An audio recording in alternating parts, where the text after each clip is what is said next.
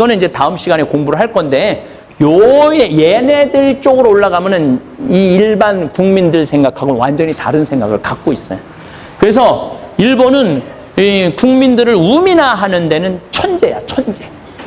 근데 대한민국처럼 국민들이 똑똑한 나라는 없어. 구독과 좋아요는 큰 힘이 됩니다. 신부님의 행복 강의와 함께 늘 행복 가득한 하루 되세요. 요즘 지구가 환경도 참 지구가 끓고 있죠. 글로벌 워밍 따뜻해지고, 글로벌 히팅 뜨거워지고, 글로벌 보일링 끓고 있습니다. 끓고 있는 거 확실합니다.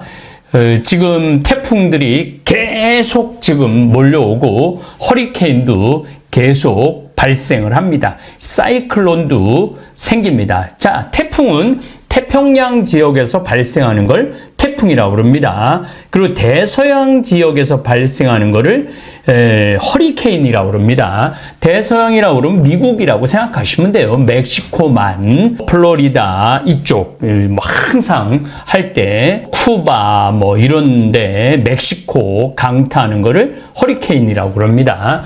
사이클론은 인도양에서 발생하는 거를 사이클론이라고 그럽니다. 이것 다 열대성 저기압입니다. 보통 우리가 1000헥토파스칼 정도 되면은 우리가 날씨 좋을 때 1500헥토파스칼 정도 돼요. 근데 이게 기압이 낮으면은 980헥토파스칼, 930헥토파스칼 완전 저기압이죠. 이 저기압이기 때문에 막 공기가 누르고 있으면서 이 바닷물이 끓기 시작하면 여기서부터 돌기 시작해요. 바람이 돌고 구름이 형성이 되고 비구름이 형성돼 갖고 해안 지역을 강타하고 있죠. 이번에는 중국이 뭐 난리도 아니죠. 오늘 주제는 그거는 아닙니다. 뭐 글로벌 보일링 끓는 것도 문제지만 지금 우크라이나하고 러시아하고 전쟁을 하고 있습니다.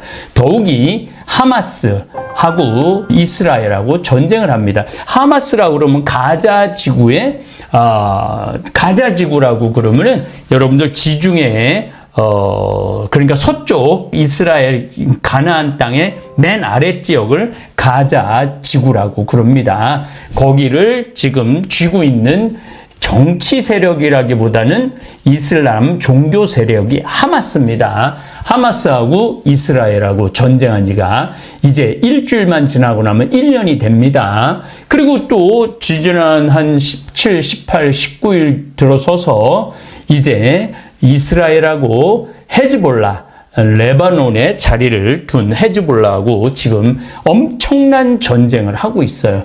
뭐 F-35 이게 F-35가 여러분들 제가 이제 하나하나 여러분들한테 뭐 신부님 뭐 저기 모르는 게 없다 그러는데 알아야 돼요. 신부도 세상 돌아가는 거 알아야 돼요. 그리고 내 강의를 듣는 우리 다볼교우들도 알아야 돼. F-35는 어마어마한 폭격기예요. 그 보통 레이더로 잡을 수도 없어요. 쉽게 말하면 우리나라가 미국의 F-35가 한 30대만 출격을 하면은 북한에 있는 주요 시설을 거의 2시간 내에 다 타격을 해요. 뭐 발전소, 그 다음에 뭐 레이더, 그 다음에 무기고, 그 다음에 그 핵심 지도부. 지금 이스라엘 다 아주 보기 좋은 거예요. 지금 이스라엘이 헤즈볼라 그 지도부를 동시에 다 타격을 하죠. 이미 다 알고 있는 거예요. 어디에 지금 본부가 있는지, 뭐가 레이더 시설이 있는지, 어디에 미사일이 지금 저장되어 있는지 다 알고 있어요. 세상은. 그래갖고 이스라엘의 F-35가 떠갖고 지금 뭐 1600회 정도 폭격을 했다고 그러죠. 도대체 중동 이 아랍 놈들, 이스라엘 놈들 미쳤나? 도대체 왜 이렇게 서로 못 죽여서 안달인가? 참 궁금할 때가 많아요. 더욱이 거기는 예수님이 태어나고 활동하고 구원 사업을 벌인 지역입니다. 그래서 우리가 참 의문스러워. 아니 인류의 구세주가 왔다는데 거기 왜 그렇게 싸우고 지랄들이냐 이렇게 우리가 말할 수 있어요. 그러나 그 예수님의 기가 막힌 구원 사업을 이스라엘 사람들도 받아들이지 않고 중동 사람들도 받아들이지 않습니다. 만약에 그들이 예수님을 구원자로 모셨고 예수님의 사랑의 정신, 인류의 정신, 모든 이가 평등하다는 정신, 그 다음에 비폭력의 유명한 사람은 간디가 있고 마르터, 루터, 킹 목사가 있죠. 이런 비폭력의 원조가 누구냐면 예수님이에요. 예수님은 폭력을 쓰지 않고 당신이 십자가에 못 박혀 돌아가시면서 인류를 구원하셨죠. 그러나 이 예수님을 받아들이지 않았어요. 그렇기 때문에 유대인들은 2000년 동안 떠돌아다녔고 아랍 사람들은 지금도 서로 죽이고 죽는 그러한 불행을 겪고 있죠. 중동에 지금 석유가 난다고 우리는 중동이 부자라고 생각하지만 어린 반푼어치도 없는 소리입니다. 사우디아라비아가 잘 산다고요? 잘 살지 않습니다. 우리나라보다 훨씬 못 삽니다. 쿠웨이트가 잘 산다고? 물론 잘 살죠. 쿠웨이트라는 나라의 국민의 10%는 잘 살아요. 나머지는 못 살아요. 귀족이나 왕족이나 석유를 쥐고 있는 사람만 잘 살지 나머지는 못 살아요. 지금 가장 잘 사는 나라는 지구상의 대한민국입니다. 이것도 제가 좀 언급을 앞으로 좀 할 겁니다. 시간 되는 한.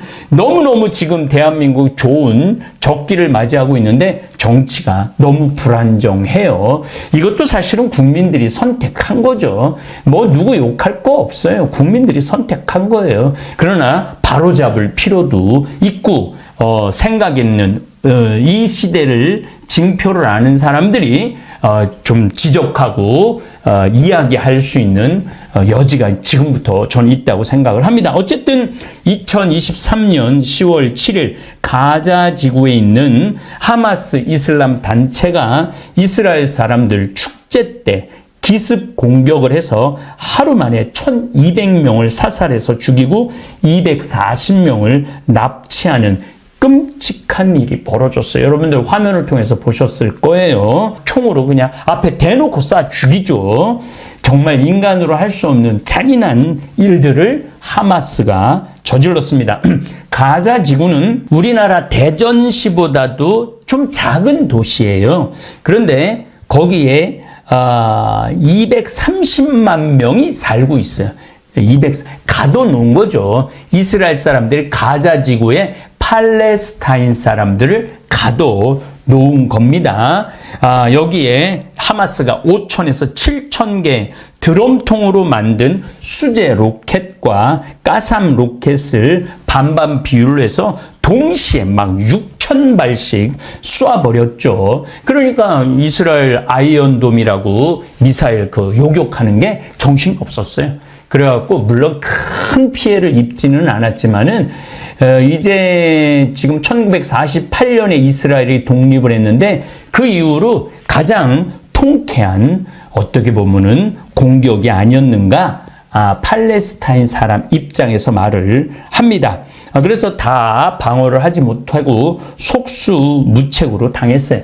1200명이 사살당했다는 거는 1948년부터 지금까지 나중에 헤즈볼라하고 2006년에 싸웠을 때도 이스라엘 군인들이 100명밖에 안 죽거든요. 근데 1200명이 죽었다라는 건 이스라엘 사람들에게 있어서는 치욕적이죠. 그래서 어떻게 죽였느냐면은 하늘에서 막 행글라이더 타고 죽이고 막 또 그 가자지구 장벽을 무너뜨리고 죽이고 또 보트를 타갖고 침범해서 죽이고 아주 마음을 단단히 먹었던 것이죠. 더욱이 그런 장면은 너무너무 잔인했어요. 일반 주택에 그냥 총을 난사하고 앞에 불을 지르고 그 다음에 폭탄을 설치하고 이 이슬람 하마스 무장 단체가 이런 일들을 저질렀죠. 이렇게 시작된 하마스 이스라엘 전쟁은 금방 끝날 줄 알았는데 1년이 지속되었고 이제 한 걸음 더 나아가 하마스를 지원해주고 지지해주던 레바논 지역에 근거를 둔 헤즈볼라와 본격적으로 전면전에 치닫고 있습니다. 자, 하마스는 그 전쟁을 할 수 있는 전투 인력이 최대 많아야 3만 명, 10,000명에서 30,000명 정도 봅니다. 하마스는. 그러나 헤즈볼라는 굉장히 미사일도 큰 게 있고 로켓도 좋은 게 있어요. 근데 이 정규군이라고 볼 수 있어요. 헤즈볼라는 50,000명에서 100,000명 정도 봅니다. 지난 1년 동안 하마스하고 이스라엘하고 전쟁했을 때 하마스는 일방적으로 당했죠. 그러니까 한 5살짜리 아이하고 특수훈련을 받은 군인하고 권투시합을 했는데 5살짜리를 이 특수훈련한 사람이 두들겨 팬 거하고 똑같은 거예요. 그런데 헤즈볼라는 특수훈련을 받은 군인하고 그래도 그냥 고등학생, 대학생 정도 되는 사람하고 싸우는 꼴입니다. 어쨌거나 하여튼 지금 헤즈볼라와 전면전으로 치닫고 있습니다. 저는 제가 이스라엘을 한 12년 동안 매년 성주순례를 다녔어요. 그렇기 때문에 그 느낌이 저는 많이 느껴요. 2019년에 코로나 12월 30일 날 코로나가 발생했죠. 저는 2000년 20일부터 3월 1일, 2일까지 성주순례를 갔는데 한 5일하고 우리 안동에 코로나가 발생을 하는 바람에 쫓겨났어요. 저는 성주순례를 못하고 이스라엘 사람들, 이스라엘 놈들, 이 이스라엘 놈들은요 자기 나라를 방어하기 위해서, 자기 민족을 방어하기 위해서는요 다른 사람 죽는 거, 다른 사람 사정 하나도 안 봐줍니다. 절대 그런 거를 배려하는 민족이 아닙니다. 또 작년 2023년에는 이스라엘 성주순례 하려고 250명을 모았는데 10월 7일 날 전쟁을 하는 바람에 올 2월 달에 가기로 했는데 못 갔어요. 그래갖고 방향을 돌려서 파티마, 루르드 여기 성지순례를 갔다 왔죠. 그래서 저는 굉장히 이 피해를 많이 본 사람 중에 하나예요. 중간에 코로나 때문에 이스라엘 갈릴레에서 쫓겨나 성지순례 가려고 그러는데 하마스 이스라엘 전쟁해갖고 성지순례도 못 가. 그래서 요즘 성지순례 생각이 많이 바뀌었어요.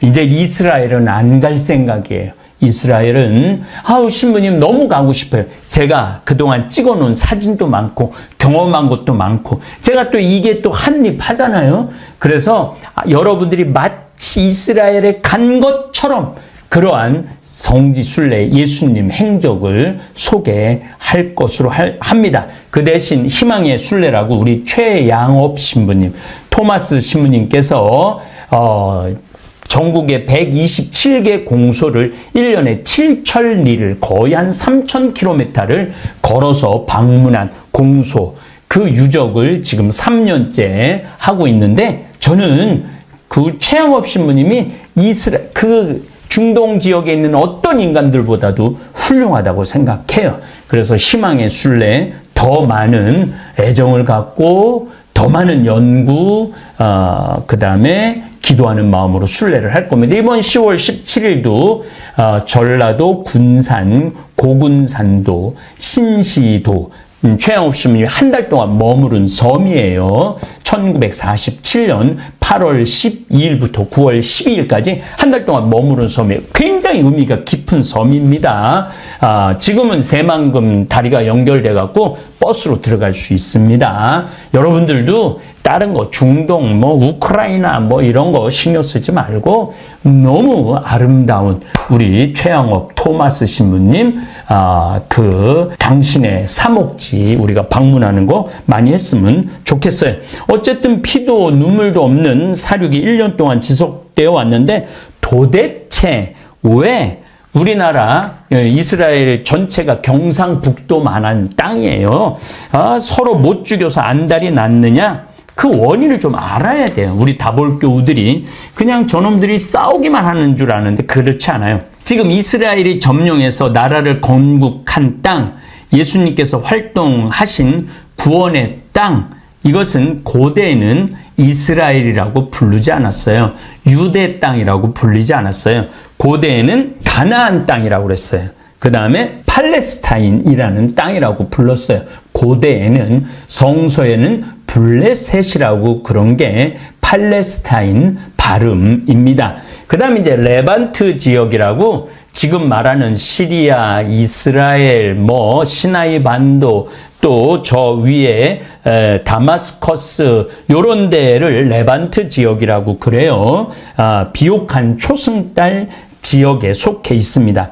아브라함이 지금 구약시대 2500년 전에 하느님으로부터 부르심을 받고 우루 하란 지역을 거쳐 약속의 땅 가나안으로 이주를 하게 됩니다. 사실은 아브라함은 지금 이라크 지역 우루라고 그러면은 위에는 티그리스강, 아래는 유프라테스 강이 이렇게 있어요. 그게 메소포타미아 문명의 두 강 사이에 있는 비옥한 농사를 지어갖고 어떻게 보면 물론 이집트가 빠르냐 메소포타미아가 빠르냐 그런데 메소포타미아가 좀 빠르다고 봐야 돼요. 거기에 유프라테스 강 맨 아랫지역, 지금 이라크 지역, 위에는 바그다드가 있고 그러는 지역의 사람이에요. 그러니까 어찌 보면 아브라함도 중동 사람이에요. 중동 사람. 이라크 사람이에요. 근데 이제 거기서 느닷없이 하느님이 너 약속의 땅 가나안으로 가라. 밤하늘의 별, 바다의 모래알 같이 네 후손을 많게 해주겠다. 그러고 난 다음에 가나안으로 간 거예요. 그러니까 이방인이 느닷없이 가나안 땅으로 간 것입니다. 성서에서는 가나안 땅이 젖과 꿀이 흐르는 땅이라는 표현을 하는데 제가 20년 동안 이스라엘을 다뤄봤는데 젖과 꿀이 흐르는 땅이라는 생각은 잘 안 들어요.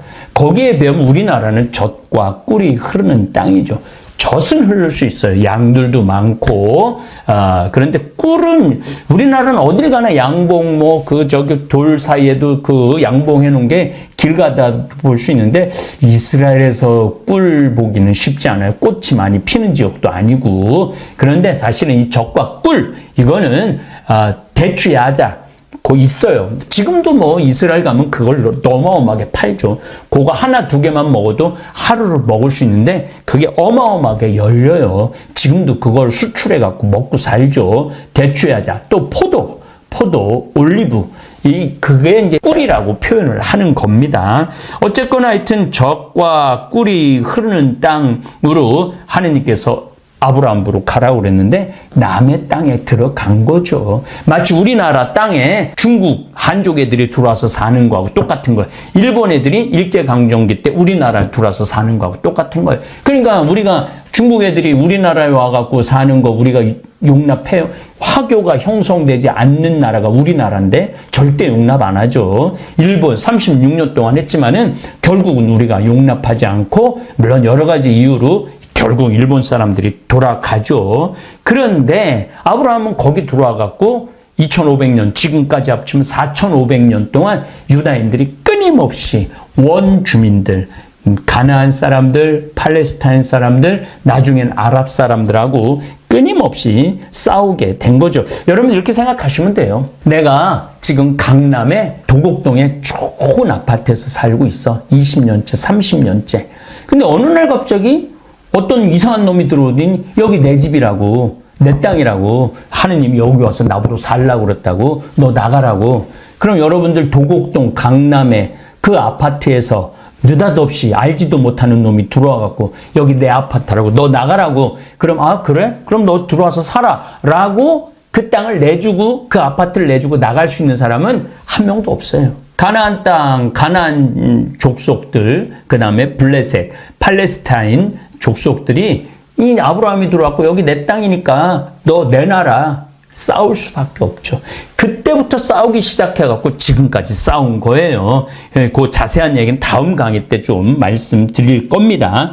유대인과 중동 아랍 사람들 원하는 창세기부터 시작됩니다. 이삭과 이스마엘 장자권 싸움부터 시작돼요. 아브라함의 첫째 아들은 이삭이 아니에요. 이스마엘이에요. 하갈이라는 여종. 그러니까 사라가 나이가 많이 먹었는데도 아기를 못 가지니까 종을 하나 드려요. 하갈이라는 여종. 근데 임신을 딱 했네? 아브라함 87살에. 그러니까 사라가 그렇게 종을 드렸는데도 마음이 바뀌어갖고 하갈을 막 괴롭혀요. 그러니까 하갈이 도저히 못 살으니까 도망을 갑니다. 도망을 가요. 그런데 그 천사가 나타나고 너 다시 가서 살아라. 너 아들을 하나 낳을 텐데 걔를 이스마엘이라고 져라. 그리고 이스마엘에 대한 이야기를 이렇게 얘기합니다. 주의 천사가 그에게 또 일렀다. 내가 너에게 많은 자손을 주겠다. 많죠. 지금 아랍 사람들이 3억 명 정도 된다고 보거든요. 이집트부터 봐갖고 이란, 이라크, 이란도 거의 1억 명이 되니까 나머지 다 합쳐도 3억 명이 훨씬 넘죠. 이스라엘은 다 합쳐도 2천만 명이 안 돼요. 2천만 명, 이삭의 자손은 2천만 명, 이스마엘의 자손은 3억 명이 되는 거예요. 그러니까 어떻게 보면은 하느님한테 축복을 이스마엘이 더 많이 받았는지도 몰라요. 자손이 셀 수도 없을 만큼 불어나게 하겠다. 주의 천사가 그에게 또 일렀다. 너는 임신한 몸이다. 아들을 낳게 될 터이니 그의 이름을 이스마엘이라고 하여라. 내가 고통 가운데서 부르짖는 소리를 주께서 들으셨기 때문이다. 너의 아들은 들나귀처럼 될 것이다. 지금 들나귀처럼 살고 있죠. 아랍 사람들이, 이스마엘의 후손들이. 그는 모든 사람과 싸울 것이고, 모든 사람하고 지금 싸우잖아요. 모든 사람하고 싸울 것이고, 모든 사람 또한 그와 싸울 것이다. 그러니까 지금 뭐 이스라엘하고만 싸워요. 프랑스, 영국, 뭐 미국, 여기가 다 같이 싸우잖아요. 예, 싸울 것이다. 그는 자기의 모든 친척을 떠나서 살아가게 될 것이다. 중동 지역에서 이삭의 후손인 유다인과 이삭의 후손은 유다인이에요. 그로부터 13년 후에 이삭이 태어나죠. 그리고 하갈은 이스마엘을 데리고 중동 쪽으로 도망을 갑니다. 이스마엘의 후손인 아랍인들은 처음부터 원수지간이었고 이 골이 깊은 원한은 뼛속같이 스며 있어요. 가끔 이슬람을 믿는 아랍인들이 폭탄 테러를 하는 경우를 대한민국 사람들은 이해하기 힘듭니다. 자, 제가 이슬람을 믿는 아랍인들이라는 표현을 하는데 이슬람은 지금 인구가 15억 정도 돼요. 우리 가톨릭이 14억 정도 되고, 물론 우리가 프로테스탄트 합치고 또 뭐 영국 성공회 합치고 동방 정교회, 그리스 정교회, 러시아 정교회, 예수님을 구세주로 믿는 그런 모든 종교를 합치면은 그리스도교라고 표현을 하면 한 30억 정도 돼요.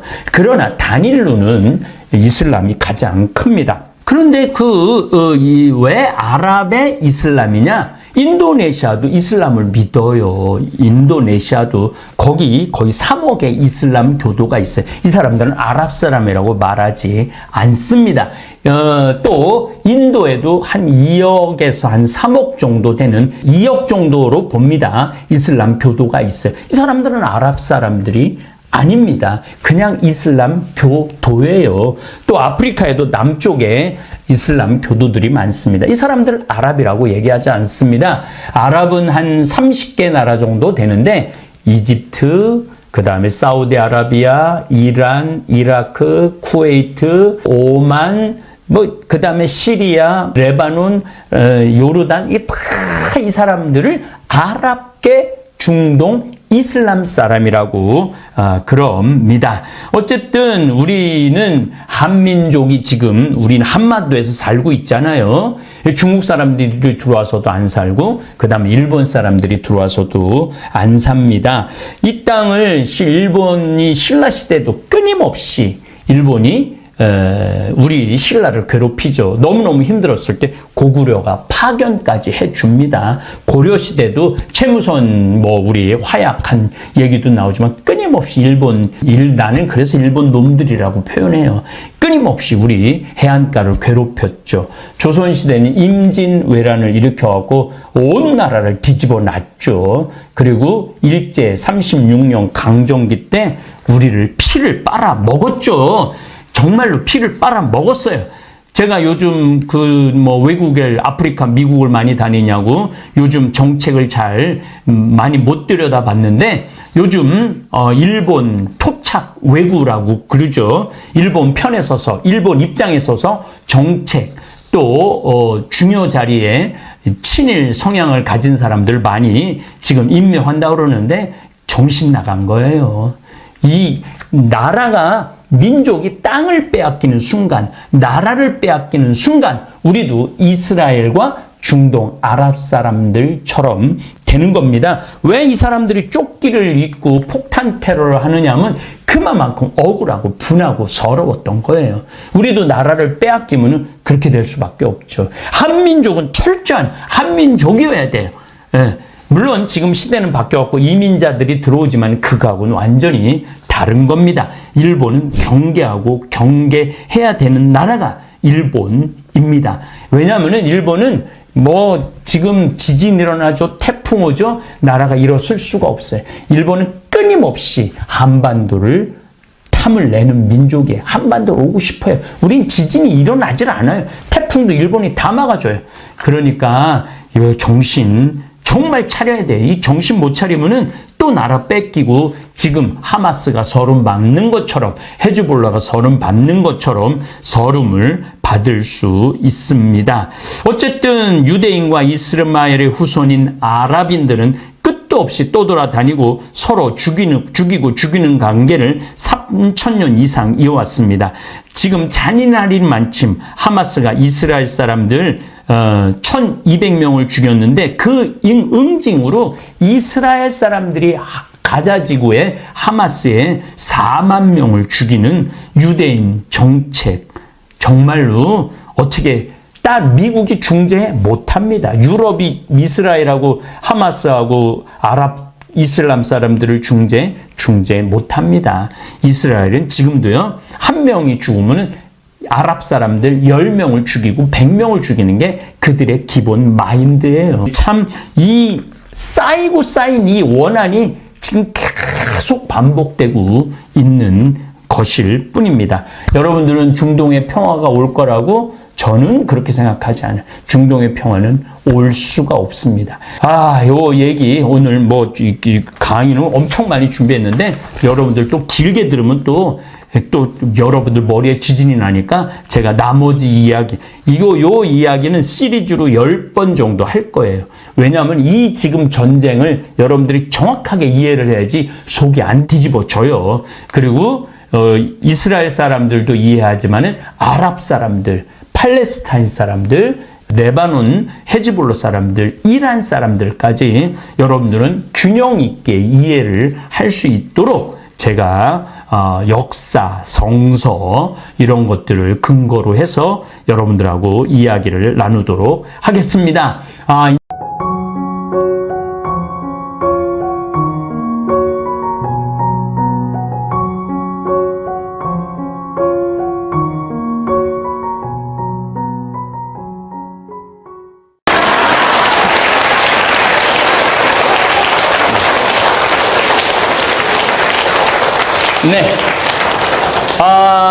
지난 2회에 걸쳐서 중국에 대한 이해를 공부를 했습니다. 우리가 중국을 알아야 돼요.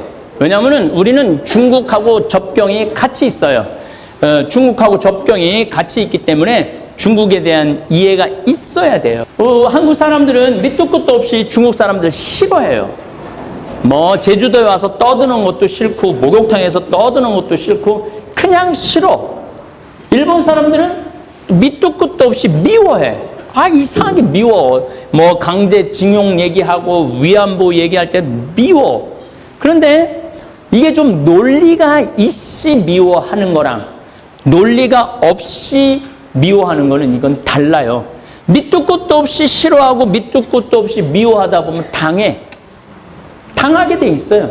그리고 이제까지 쭉 당했고, 중국은 그 삼국지, 유비, 조조, 손권 나올 때 그때 처음으로 중화 사상이 나와요. 중화 사상. 중국이 세계의 중심이다. 한나라가 세계 중심이다. 그리고 중화자는 문화가 융성하다. 우리 문화만 제대로 된 문화고 다른 문화는 문화가 아니다. 그래서 우리나라 사람들, 거란족 사람들, 여진족 사람들, 일본까지 뭐라고 그러냐면은 동이족이라고 그래. 동이족. 동이족은 뭐냐면 동쪽의 오랑캐야. 우리는 오랑캐야. 중국은 중화. 문화도 융성하고 세계 중심인 거야. 그러니까 우리 보러 오랑캐라고 그러니까 우리가 기분이 나쁘니까 싫어할 수밖에 없어요. 또 중국은 대륙을 통일하면 반드시 그 주변의 오랑캐들을 복속을 시켜요. 그러니까 수나라, 수양제, 당나라, 당태종 다 나라를 통일하고 제일 먼저 건드린 게 누구냐면 고구려를 건드린 거예요. 얼마나 힘들어. 결국은 신라하고 당나라하고 연합해갖고 결국은 삼국이 통일이 됐지만은 어떻게 됐어요? 고구려 평양 이하는 다 갖고 갔잖아요. 평양은 다 갖고 왔어. 또 지금 무슨 동북 공정이라고 그래갖고 고구려 발해 역사는 자기네들 역사라 이거야. 자기네들 역사니까 고구려 발해를 갖고 갈 수 있다는 거야. 근데 여기 이면에는 북한에 매장된 그 천연 자원들이 엄청나게 많거든. 그러니까 이게 남한하고 북한하고 통일하면은 이게 다 누구 거야? 남한께 되는 거니까 통일 원하지 않는 거예요. 자기네 쪽으로 흡수 통일하려고 그러는 거예요. 1대1로 많이 들어봤죠? 1대1로. 이 중국이 미국한테 길이 막혀 있어. 그래갖고 저 시안 쪽으로 해갖고 우즈베키스탄, 카자흐스탄 뭐 이렇게 쭉, 그 다음에 중동 해갖고 터키 막 해갖고 독일, 프랑스까지 도로를 놓겠다는 거야. 그쪽으로 유럽으로 수출하려면은. 또 하나는 배로 뭐 상하이로부터 시작해갖고 홍콩, 그 다음에 말레이시아, 그 다음에 이 케냐, 인도, 케냐 쪽으로 해갖고 바다로 아프리카까지 자기네들이 먹겠다 이거야 지금. 내가 잠비아를 가서 너무너무 화가 나는 게 중국 사람들이 구리를 다 뺏어가요. 구리를 다 뺏어가요. 전부 중국 사람들이야. 이제 구리만 뺏어가는 게 아니고 뭐를 뺏어가느냐면 나무를 뺏어가. 잠비아 나무가 엄청나게 많거든요. 그러니까 잠비아 사람들이 그 모르는 사람들이 데모를 하고 있어. 그러니까 전 세계에 있는 거를 좀 그 나라답게 살 수 있도록 도와줘야 되는 것이 선진국이고 강대국인데 뺏어가는 게 논리야. 그러니까 싫은 거예요. 그러니까 싫은 거야. 여러분들 밑도 끝도 없이 싫은 게 아니고 이제 왜 싫은지 이해가 될 거야. 그 다음에 이제 원나라는 뭐 몽고지만은 우리 고려 뺏어갖고 그 중국에 연관된 거죠. 얼마나 많은 여자들을 데려가고 우리나라 왕자들을 데려가고 마지막에 고려 왕들은 조선 말을 못했대잖아요. 원나라에 가갖고 거기 갖고 어린 시절을 보내갖고 그 다음에 명나라는 또 우리 조공바치라고 그래갖고 아버지의 나라, 저기 형님의 나라 그래갖고 조공을 계속 바쳤잖아요. 인삼이고 뭐고. 그래서 거기서 왕의 이름을 내려줘야지 우리가 왕 이름을 받았고. 마지막에는 청나라, 병자호란 1638년 병자호란 일어났을 때는 우리나라 여자들 다 데려갔다고 보면 돼요. 우리나라 여자들. 거기 인구가 1억 5천만 되는 중국을 다스려야 되는데 이 마지막에 만주족은 150만 명밖에 안 됐거든. 그러니까 애 많이 낳아야 된다고 조선 여자들 다 데려갔어. 다 데려가고 조선 여자들 만약에 압록강으로 건너오는 거 붙잡으면 발 뒤꿈치를 도끼로 자르고 그랬단 말이야. 그러니까 우리가 중국 놈들은 싫어하는 거야. 중국 놈들은. 그리고 당장에 제주도에 땅 사놓고 텅텅 비워놓고 유령집처럼 만들어 놓고 와보지도 않고 내 건 줘두고 무슨 사드 보복이니. 그러니까 2000년 전에 우리나라한테 하는 짓이나 지금 우리한테 하는 짓이나 똑같아.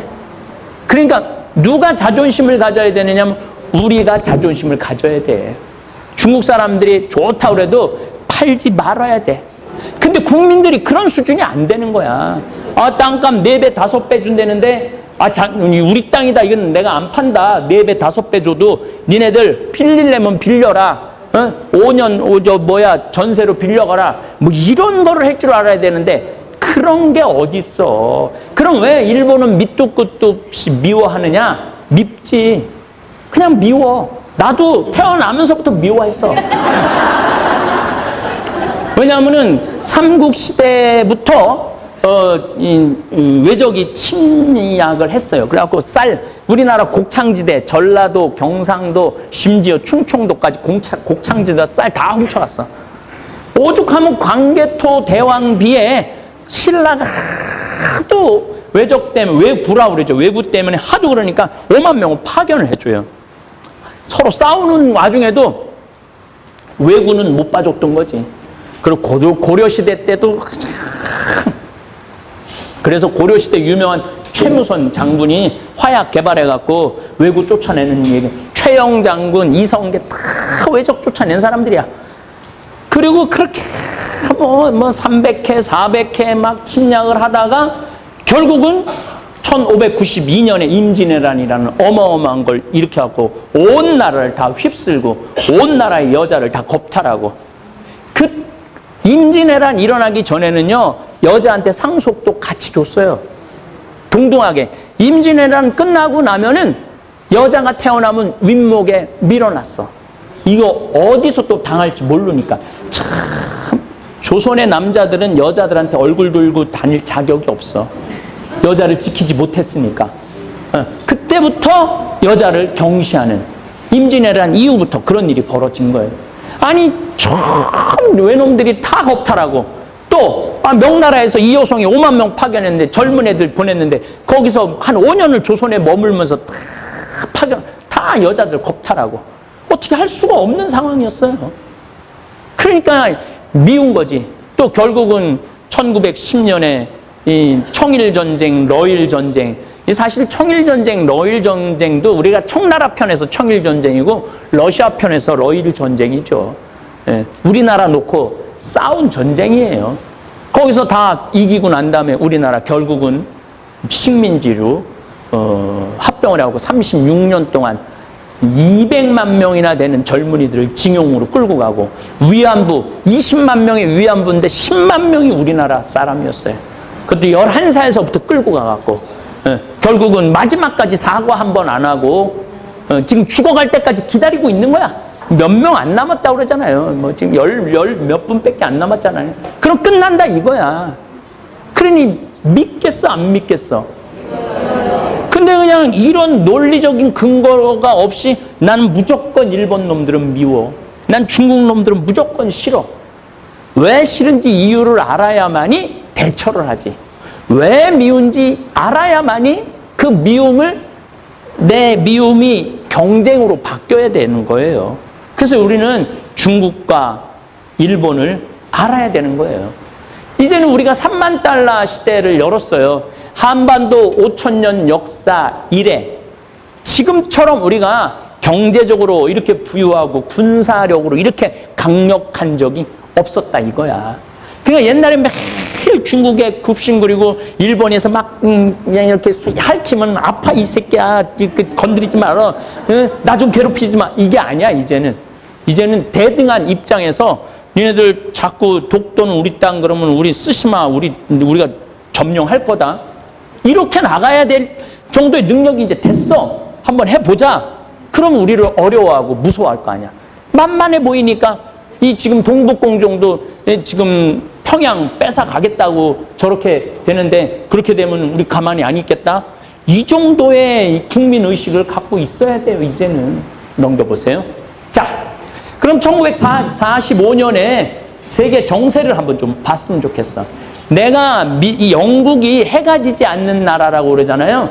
나는 이게 영국에 해가 지지 않는 나라가 아니라 도둑질하느냐고 해질 시간이 없는 나라야. 전 세계 돌아다니면서 도둑질하느냐고 해질 시간이 없는 나라야. 그렇게 표현해야 돼. 뭐가 해가 대영 제국은 뭐가 대영 제국이야. 여기가 영국인데 이 빨간 거 리비아, 수단, 소말리아, 뭐 이디오피아, 그 다음에 콩아, 콩고, 케냐, 탄자니아, 우리 잠비아도 영국령이었어요.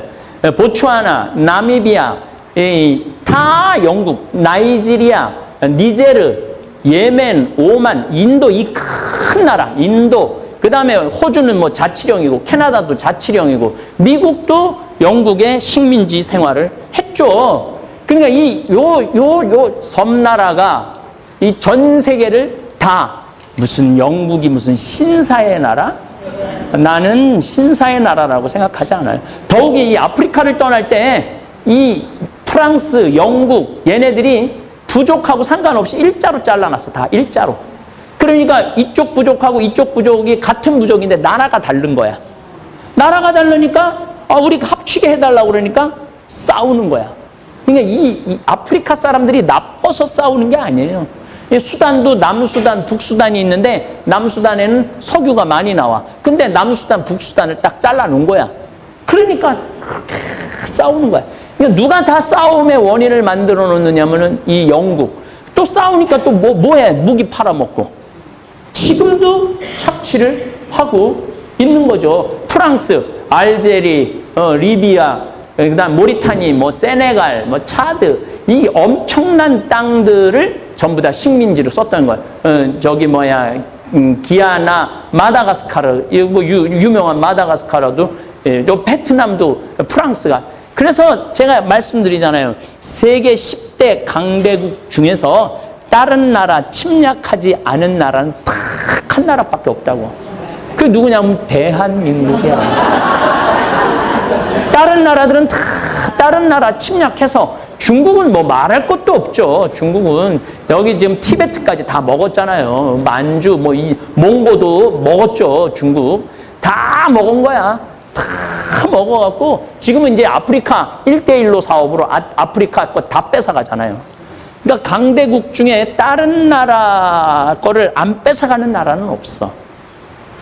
근데 유일하게 다른 나라 한 번도 침략한 적이 없는 나라가 대한민국에 우리끼리 여기까지 올라온 거야. 대단하지 않아요? 그래서 대단한 사람들이 모여 살아갖고 대한민국을 대한민국이라고 그러는 거야. 그러니까 여러분들은 그런 자부심을 가지고 있어야 돼요. 나는 외국 사람들 만날 때 그렇게 얘기해요. 난 잠비아 대통령 만날 때도 얘기했어요. 우리나라는 외국을 한 번도 침략한 적이 없는 나라다. 우리나라는 우리나라 스스로 일어난 나라다. 근데 잠비아도 다른 나라를 침략한 적이 없고 영국 지배를 받은 나라예요. 그래서 나는 잠비아에 대한 애정이 많다.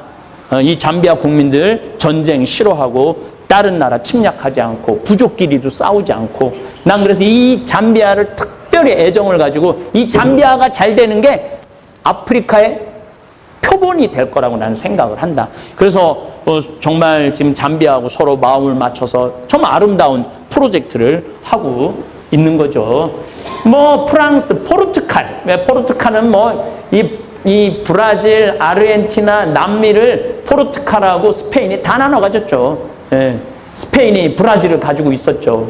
포르투갈이 브라질을 갖고 있고 스페인이 나머지 땅을 다 가지고 있었죠. 여기 다 포르투갈, 스페인에서 한 500년 동안 뺏어간 거예요. 500년 동안. 얼마나 금하고 은을 많이 실었으면 배가 가라앉았어. 가다가 가라앉았어요. 실어갖고 가다가 가라앉은 거예요. 여기서 실어갖고 여기가 스페인이거든요. 여기가 포르투갈이고 가다가 가라앉은 거 가라앉은 거. 그 가라앉은 배들을 요즘 찾아내잖아. 그러니까 얼마나 많이 뺏어가는 거예요. 이거는 복음하고 전혀 맞지 않는 거죠. 호주는 아직도 영국 자치령이야. 호주, 캐나다는 아직 영국 자치령이야. 이제 여기가 이제 1945년에 이제 해방이 돼갖고 우리나라도 이제 자치령으로 지금 돼 있는데 넘겨보세요. 내가 말하고 싶은 건 2차 세계대전 당시 일본이 점령한 국가를 얘기를 하는 거예요. 일본은 굉장히 큰 나라예요. 우리나라보다 4배 커요. 여기가 사할린이야.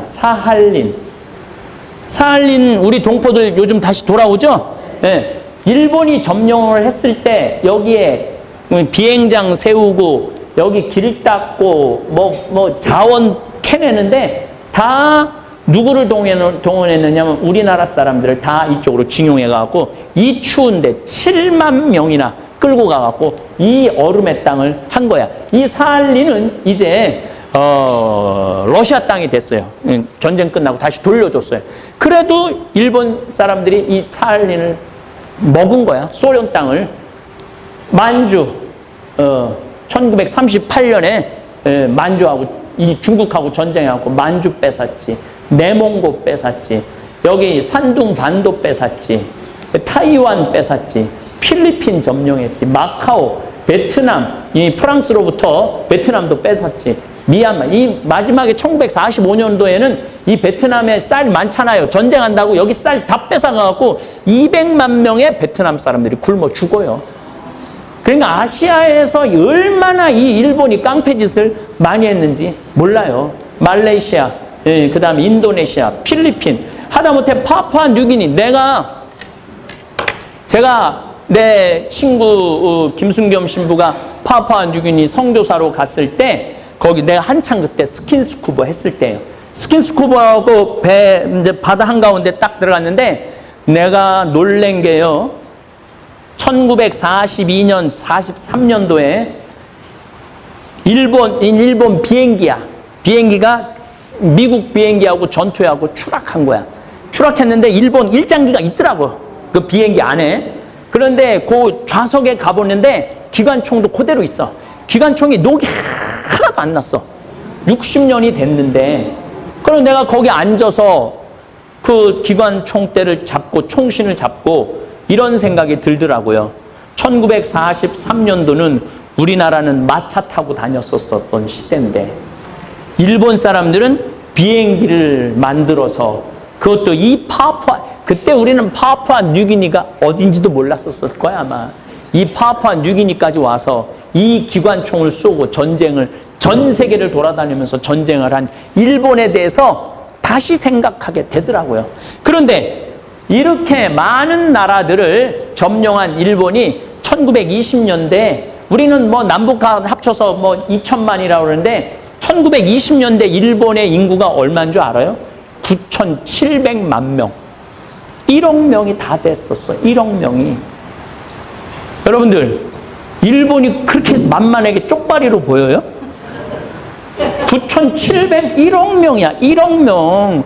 1920년도에 1억 명. 우리 2천만 명일 때 그때 항공모함 만들어갖고 진주만 하와이까지 가갖고 미국 항공모함 파괴한다고 수백 대 비행기 대갖고 날아간 나라야. 근데 우리는 참 이상한 게 있어. 개뿔 있는 것도 없으면서 떼놈 쪽발이. 그러니까 이게 우리의 시야를 흐리게 하는 거예요. 중국 사람들은 결코 만만하게 볼 사람들 아니에요. 언제든지 우리나라를 속국으로 만들 나라예요. 아니 사드 딱 하니까 롯데 멀쩡하게 장사하는 롯데 쇼핑 막는 거 봐. 한영이라고 한국의 한류 가수들 입국 안 시키잖아요. 전부 다 취소시키고. 그러니까 이게 무슨 논리적으로 이 나라가 윤리적으로 정의적으로 되는 나라가 아니야. 우리가 중국하고도 맞설 수 있는 유일한 길은 힘밖에 없어요. 윤리가 가능한 나라가 아니야. 합의가 되는 나라가 아니에요. 또 일본도 똑같죠. 일본은 1905년에 독도는 자기네 땅 그러면서 우리나라를 합법적으로 먹은 거예요. 1905년에. 그런데 올해부터 일본은 모든 교과서 안에 초등학교, 중고등학교 애들 안에 독도는 일본 땅인데 한국이 강제 점령하고 있다. 이렇게 지금 배우고 있거든요. 이렇게 배우고 있으니까 얘네들이 자라면서 마음 안에 분노가 생겨. 저 조선진 놈들, 저 독도 우리 땅인데 저 안에 천연가스가 그렇게 많다는데 저거를 저 강제 점령하고 저 언젠가 뺏어와야 되겠다. 언젠가 전쟁해야 되겠다. 이 마음을 심어주는 거야. 그러니까 우리가 독도는 그 땅이라고 교육시키고 있는 거를 저대로 놔두면 안 되는 거예요. 그래서 역사를 우리가 교육을 해야 되는 거예요. 역사를 알아야 되고 지리를 알아야 돼. 세상이 어떻게 돌아가고 있는지는 알아야 될 거 아니야. 지금 내 자식 지금 뭐 취직하고 뭐 집에서 컴퓨터 게임하고 이게 문제가 아니야. 여러분들이 이런 역사의식을 알아야지 애들한테 말을 해줄 거 아니야. 넘겨보세요. 자, 이거 아주 중요한 그림이에요. 자, 러시아는 전 세계에서 나라가 제일 큰 나라예요. 17억 제곱킬로미터야. 그럼 우리나라 170배 정도 큰 나라예요. 우리나라 170배 정도. 그 다음에 인구는 1억이야. GDP는 1억 5천. 우리보다 작아. 우리는 GDP가 1억 6천억 달러야. 일본은 40만 제곱킬로미터야. 우리나라는 10만 제곱킬로미터고. 일본이 우리나라보다 4배가 땅이 커요. 근데 경제도 정확하게, 예, 경제는 한 3.5배 정도 커. 옛날에는 6배 컸는데 우리가 따라잡은 거예요, 지금. 이건 1990년에서 2010년까지 성장 없는 20년 세월 때 우리가 따라잡은 거예요. 요 얘기는 내가 다음에 또 말씀을 드릴 거. 왜 성장 없는 20년을 맞이했느냐? 이거는 누가 밟았느냐? 미국이 밟은 거야. 미국을 거의 따라갔거든요. 1986년경에 미국을 따라갔고, 이제 우리가 이제 드디어 미국을 앞지르겠다. 그러니까 미국이 이것들 봐라. 우리를 앞질러. 그때부터 미국이 양털깎기라는 걸 해요. 그래갖고 싹 자본 다 빼가.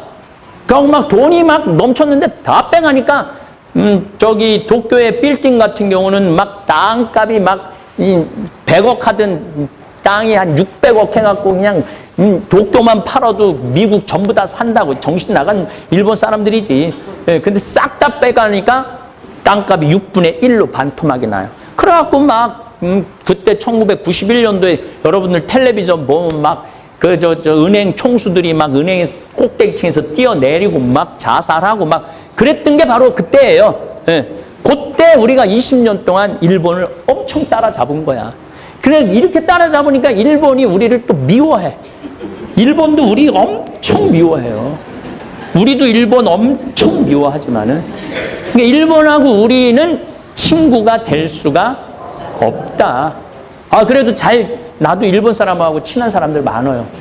왜냐하면 일본 사람을 개인적으로는요 예의 바르고 정성껏 있고 그 속은 어떤지 모르지만은 하여튼 그래요. 그리고 근데 이제 신부님이라고 그래요. 신부님 또 오시라고 언제든지 저기 방 비워낼 테니까 오시라고 그래. 그렇게 개인적으로는 참 다정하고 정성스러워. 근데 이 일본이라는 나라는 이게 합쳐놓으면은 이 지도층으로 올라가면은 이 문제가 생겨요. 천황, 쇼군, 다이모, 사무라이 이거는 이제 다음 시간에 공부를 할 건데 얘네들 쪽으로 올라가면은 이 일반 국민들 생각하고는 완전히 다른 생각을 갖고 있어요. 그래서 일본은 이 국민들을 우민화하는 데는 천재야, 천재. 근데 대한민국처럼 국민들이 똑똑한 나라는 없어.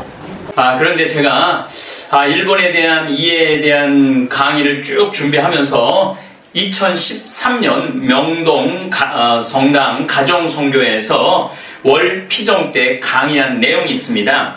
이 강의를 준비하기 위해서 제가 역사책, 또 유명한 교수 강의, 또 제 나름대로의 여러 가지 공부한 모든 것들을 집약해서 넣은 강의입니다. 그래서 임진왜란, 병자호란, 동학혁명을 주제로 강의를 했습니다. 일본에 대한 이해에 도움이 될 것 같아 다시 한번 일본의 이해에 대한 강의 안에 삽입을 했습니다. 1592년에 일어난 임진왜란부터 우리는 참 굉장히 역사를 잘못 이해하고 세계 정세를 잘못 이해하고 결국은 1910년에 일본한테 나라를 빼앗기죠. 1592년이니까 임진왜란이 1598년 9년에 끝난 걸로 보면은 우리에게도 300년의 시간이 주어졌고 일본에게도 300년의 시간이 주어졌어요. 근데 일본은 300년 동안 한 정권이 그대로 유지돼 가면서 1868년 다시 완전한 천황을 세워갖고 그 힘으로 우리 한반도를 병합을 하게 된 것이죠. 한번 오늘 강의 보시면은 일본에 대한 이해 강의에 도움이 될 거라 생각을 합니다. 그 한 일본으로 갔을 때 우리나라는 임진왜란, 병자호란, 그리고 그냥 뭐 형이 아들을 죽이고 또 할아버지가 손자, 사보세자를 죽이고 계속 그 불안한 그러한 시기를 300년을 우리가 이어왔어요.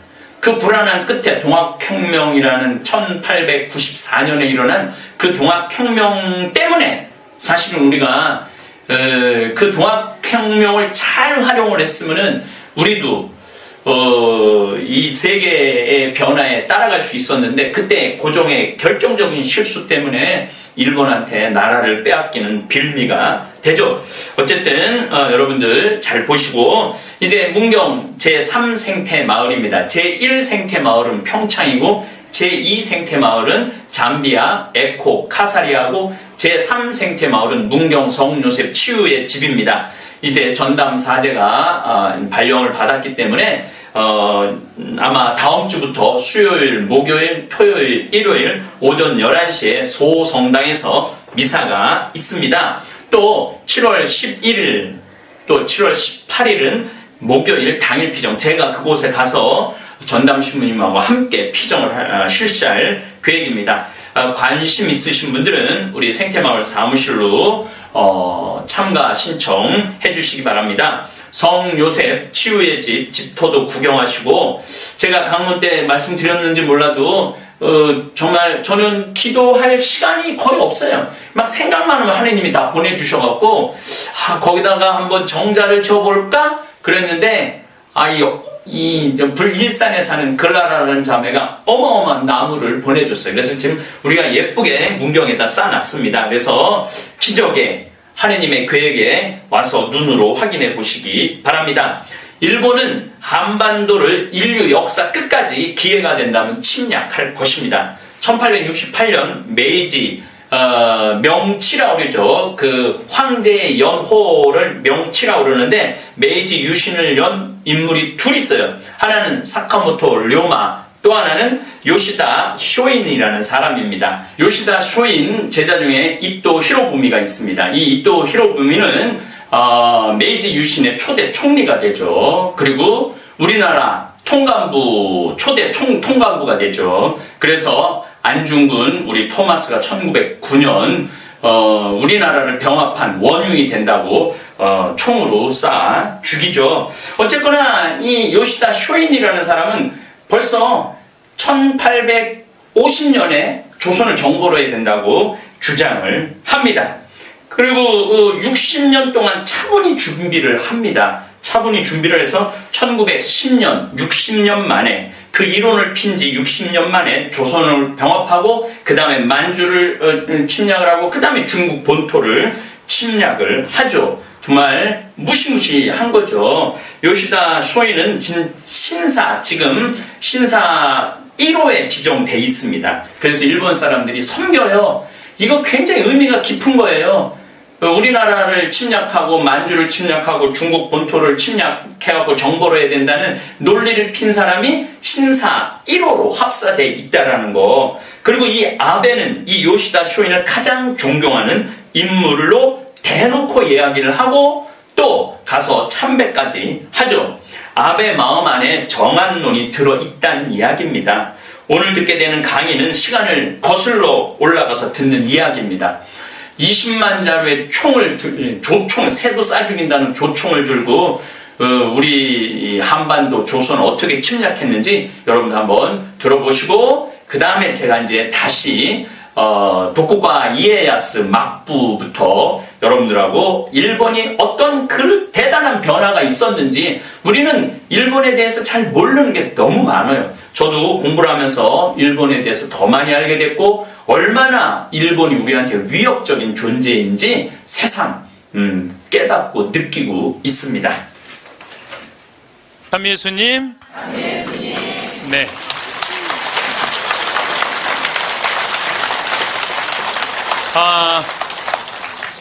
우리나라는 조금 가지지 못한 민중을 무시하는 문화가 좀 있습니다. 가지지 못한. 근데 이게 하루아침에 생긴 것이 아니라 조선 500년 내내 민중은 무시를 당했어요. 조선시대 양반은 10%, 평민은 20%, 노비가 70%예요.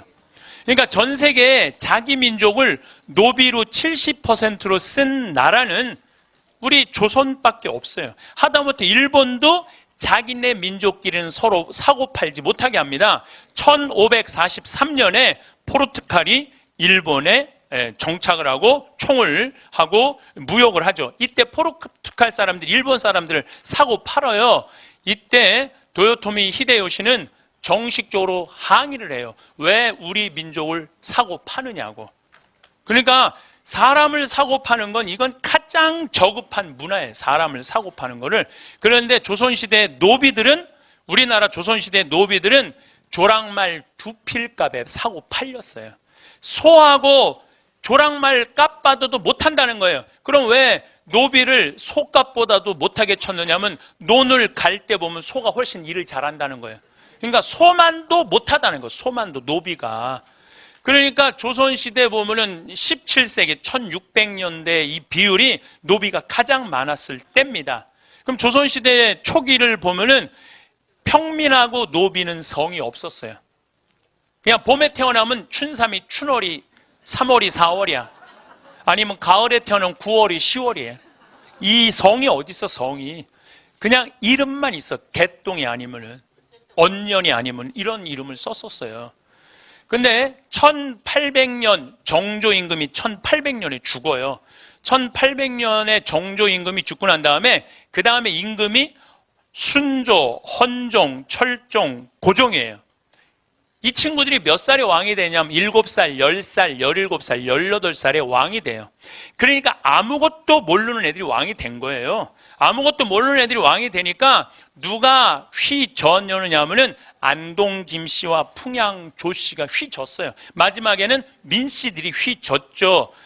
민씨들이 휘졌는데, 그러니까 나라 꼴이 엉망이 돼요.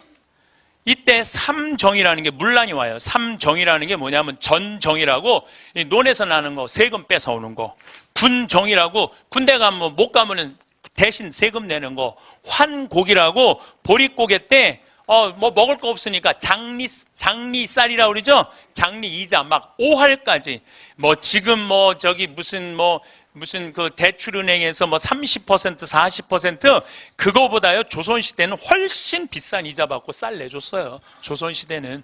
그러니까 먹고 사는 게 없는 거야. 더욱이 평민들 같은 경우는 양반들은 군대도 안 가고 세금도 안 냈는데 평민이 다 내는 거야. 너무너무 힘든 거예요. 1850년대부터 이 평민들이 무슨 생각을 하냐면, 우리가 족보가 없어서 이 고통을 겪는다. 그래서 이때부터 있는 돈 없는 돈 몰락한 양반들한테 쫓아가갖고 우리도 좀 니네 족보에 좀 올려줘라. 그래서 실질적으로는 임진왜란부터 족보를 사기 시작을 해요. 근데 본격적으로 산 거는 1850년부터 족보를 사기 시작을 해. 그래갖고 1909년에 우리나라 1000만 명 인구 전체가 성을 가져요. 우리나라가 성 가진 게 1909년에 다 가져요. 그러니까 여러분들 만약에 지금 1600년에 태어났으면 여기 90%는 다 3월이 4월이 9월이 10월이야. 90%는 다 개똥이 아니면은. 그런데 귀양 성을 가질 거 왕씨 성으로 가자. 그래서 다 김씨, 이씨, 박씨로 다 족보 뛰어 들어간 거예요. 그래서 우리나라가 김씨가 지금 몇 명이냐면 1100만 명이에요. 이씨가 720만 명, 박씨가 420만 명. 그래서 김씨, 이씨, 박씨가 2300만 명이에요. 최씨, 정씨가 240. 그래서 이 5개 성이 3000만 명이에요. 3000만 명. 어떻게 우리나라 성이 286개예요. 1909년에 286개. 지금은 뭐 이민자들이 많이 들어와서 5000개로 늘어났어요. 근데 일본은요, 성이 몇 개냐면 30만 개, 30만 개. 일본은 그냥 생긴 대로 이름을 줘요. 만약에 대나무 숲에서 태어났으면 닭개다야, 닭개다. 들판에서 태어났으면 다나까야, 다나까. 그러니까 생긴 대로 성을 줘갖고 30만 개야. 근데 만약에 내가 들판 창현이 아니면 무슨 대나무 창현이 이러면 우리 뭐라 그럴까? 우리는 저놈 저 뼈대요. 적어도 김이 뭐 박씨로는 가야지. 여러분들 골프 선수 이름이 타이거 우즈야. 숲속의 호랑이에요. 생긴 대로 짓는 거예요. 우리는 그냥 죽으나 사나 김이박으로 가야 돼. 그러니까 내가 보니까 김씨, 이씨, 박씨들은 문제가 많은 성이야. 사실 나도 황씨지만은 나도 의심이 많이 가요. 왜냐면 우리 고향 경상도 함양인데 그거 뭐하러 뭐 황희정승 22대 23대가 왜 거기 가서 살아요. 황희정승 미친데. 그런데 김씨든 황씨든 무슨 타이거든 무슨 상관이에요. 사람이면 다 소중하지 않아요? 사람 자체가 소중한 거 아니에요? 누구네 집 뼈대 23손은 훌륭하고 누구네 집은 안 훌륭한 게 어디 있어? 사람은 다 훌륭한 거예요. 사람은 다 귀한 거예요. 근데 우리는 그런 게 다시 말해서 개성이 없는 거예요. 생긴 대로 못 사는 거예요. 생긴 대로. 그러니까 우리나라 사람들은 남이 하면 다 해야 돼. 누구네 김씨로 뛰어들어가면 다 김씨로 뛰어들어가야 돼. 이씨로 들어가면 다 이씨로. 누가 꾸찌 들고 다니면 나도 들고 다녀야 돼. 꾸찌 들고 다니면. 짝퉁도 괜찮아. 꾸찌면 돼. 일단 꾸찌면 돼. 꾸찌면 돼. 그러니까 다시 말해서 개성이 없는 거죠. 개성이 없는 거예요. 그러니까 우리 민족은요 500년 동안 이 노비들은 사람 취급을 못 받은 거. 500년 동안 1592년 4월 13일 날 임진왜란이 일어났어요. 이때 외놈들이 몇 명이 밀고 들어오냐면 15만 8천 명이 밀고 들어와요. 이때 우리나라 전투 능력을 가지고 있는 군인은 몇 명이었냐면 8천 명이었어요. 15만 8천 명이 밀고 들어오는데 우리나라 전투 병력은 8천 명밖에 안 됐어요. 우리가 흔히 일본 사람들을 쪽발이 그러는데 나는 여기에도 동의할 수 없다 이거예요. 여러분들 15만 8천 명, 전선 700척, 운반선 2,000척이 밀고 들어와요. 정발이라는 부산진 그 첨사가 일본 배들이 보입니다. 조공받치러 왔나 보다. 조공이 아닌 것 같은데 가보니까 부산 앞바다 새카맣게 15만 8천 명. 부산진에는 몇 명 있었냐면 1,000명 있었어요. 최전방에. 누가 쪽발이에요? 1,000명이 쪽발이에요? 15만 8천 명이 쪽발이에요? 우리가 일본을 잘못 알고 있어요. 일본은요, 우리나라는요, 남한만 10만 제곱킬로미터예요. 근데 일본은 37만 제곱킬로미터예요. 우리나라보다 3배, 4배가 커요. 4배가. 그리고 우리는 서울서 부산까지 한 450km인데 일본은 삿포로부터 여기 나가사키 맨 끝에서 끝이 3,000km예요. 일본 나라 크기가. 그러니까 일본 애들은 저 밑에 있는 애들은요 추위가 뭔지 몰라요. 일본 애들 보면 막 반스만 입고 다니는 애들 있죠? 팬티만. 반스 이거 일본 말이에요. 이거 없애 이거요. 없애. 네. 얘네들이 왜 그 속옷만 갖고 다니면 더워서 그래. 더워서. 임진왜란 때 얘네들이 평양에서 의주로 왜 못 올라갔는 줄 알아요? 너무너무 추운 거야. 한 번도 경험해보지 못한 거야. 그러니까 일본 애들은요 경제 규모가 6조 달러야. 우리는 1조 달러밖에 안 되는데 인구는 우리가 5천만인데 걔네는 1억 2,500만이에요. 누가 쪽발이에요? 우리가 훨씬 작은 나라예요. 중국은 경제 규모가 14조에 인구는 13억. 그런데 전 세계에서 일본 놈, 중국 놈 무시하는 건 대한민국 사람밖에 없다니까요. 이게 얼마나 기가 막힌 노릇이에요. 예, 지금은 전 세계 1위는 미국이야. 2위는 중국이고 3위는 일본이에요. 그러니까 전 세계 가장 강대국 사이에 우리가 껴있는 거예요. 지금 국정교과서 갖고 싸울 때가 아니야 지금. 얼마나 지금 우리 위험한 상황에 와 있는데 저러고 맨날 싸우고 앉아있는. 그러니까 치라는 거예요. 그러니까 답답하다는 거예요. 우리 지금 현실 상황이 얼마나 냉정한 상황에 놓여 있는데 어쨌든 15만 8천 명이 밀고 들어왔는데 부산진에서 3시간 만에 무너져요. 부산진이. 동래성은 다음날 무너져. 송상현이 무슨 선조가 잘했다고 저라고 자결해버려요. 예. 그리고 4월 30일 날 한양에 도착을 해. 그 많은 군인이 4월 30일. 전쟁이 없었던 거죠. 전쟁이 있긴 있었죠. 상주 전투, 충주 전투, 용인 전투 3가지 전투가 있었는데 거기서 우리나라는 될 게 아니었어요. 상주에는 고니시 육기나가라는 15,000명 육군 최첨단 주력 부대가 몰고 올라오는데 우리는 재승방약이에요. 전투 국가 방어 체계가. 이게 굉장히 말이 어려운 것 같은데 무슨 뜻이냐면 니네 동네는 니네가 알아서 지켜라 이거예요. 네. 그러니까 정부에서 뭐만 장군 하나 보내주는 거야. 장군을 누구를 보내느냐면 젊은 장군 이일을 보냈어요. 이일이 조종해서 외놈들이 왔다고? 네가 가서 막아. 몇 명을 줬냐면 300명을 줬어요. 근데 중간에 다 도망가갖고 이일이 상주에 도착했을 때는 몇 명이 있었냐면 60명이 있었어요. 쟤네들은 15,000명이 올라오고 있는데. 그러니까 니네 동네는 니네가 막아. 그러니까 막 모내다가 난리가 났대. 뭐 난리가 났어? 어디서 났대? 상주로 모이래.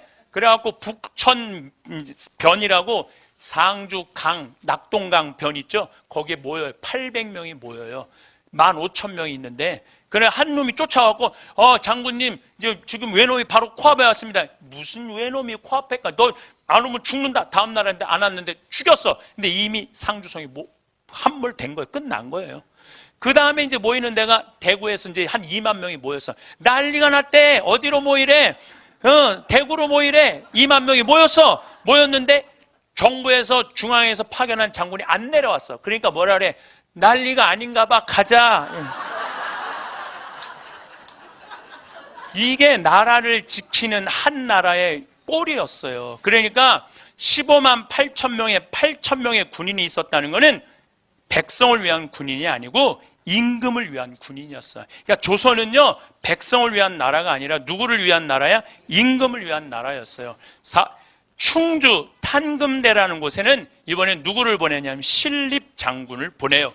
여진족을 쳐 이기는 명장을, 나이 많은 명장을 보내요. 신립이 8,000명을 받아요. 기마병 8,000명을 받아. 근데 보니까 훈련이 하나도 안 돼 있는 거야.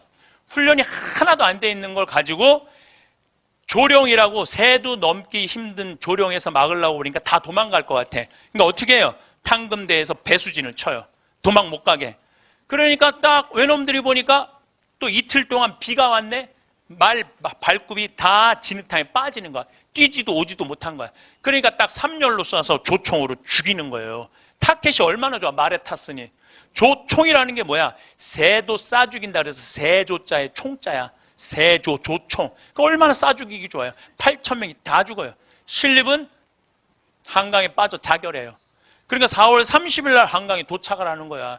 그러니까 가만히 선조가 보니까 이건 아닌 것 같아. 그래서 임금이라는 게 도망을 가요.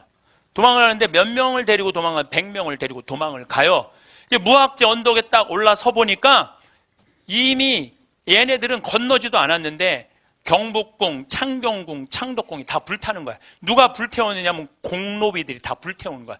아니 임금이라는 게 우리 거 다 뺏어가고 종부리들 사람 짐승 취급하더니 지켜주지도 않고 임금이 먼저 도망간다고 다 불태운 거야. 그러니까 여기 경복궁이 불타요. 누가 태우느냐면 외놈들이 태우는 게 아니야. 조선 사람들이 태워요. 근데 보니까 제일 먼저 불길이 치솟는 게 뭐냐면 장예원이 제일 먼저 치솟아요. 장예원은 뭐냐면 노비 문서 보관함이야. 그러니까 노비들이 한이 맺힌 거야. 이걸 태워 없으면 우리가 자유다, 면천한다. 제일 먼저 태워 없애요. 그러니까 선조는 개성으로 도망갔다가 평양으로 도망가. 평양에서 백성들이 이렇게 얘기를 합니다. 임금님, 우리는 일당 천입니다. 그러니까 여기서 더 이상 도망가지 말고 여기서 지킵시다. 여러분들 너무 웃기지 않아요?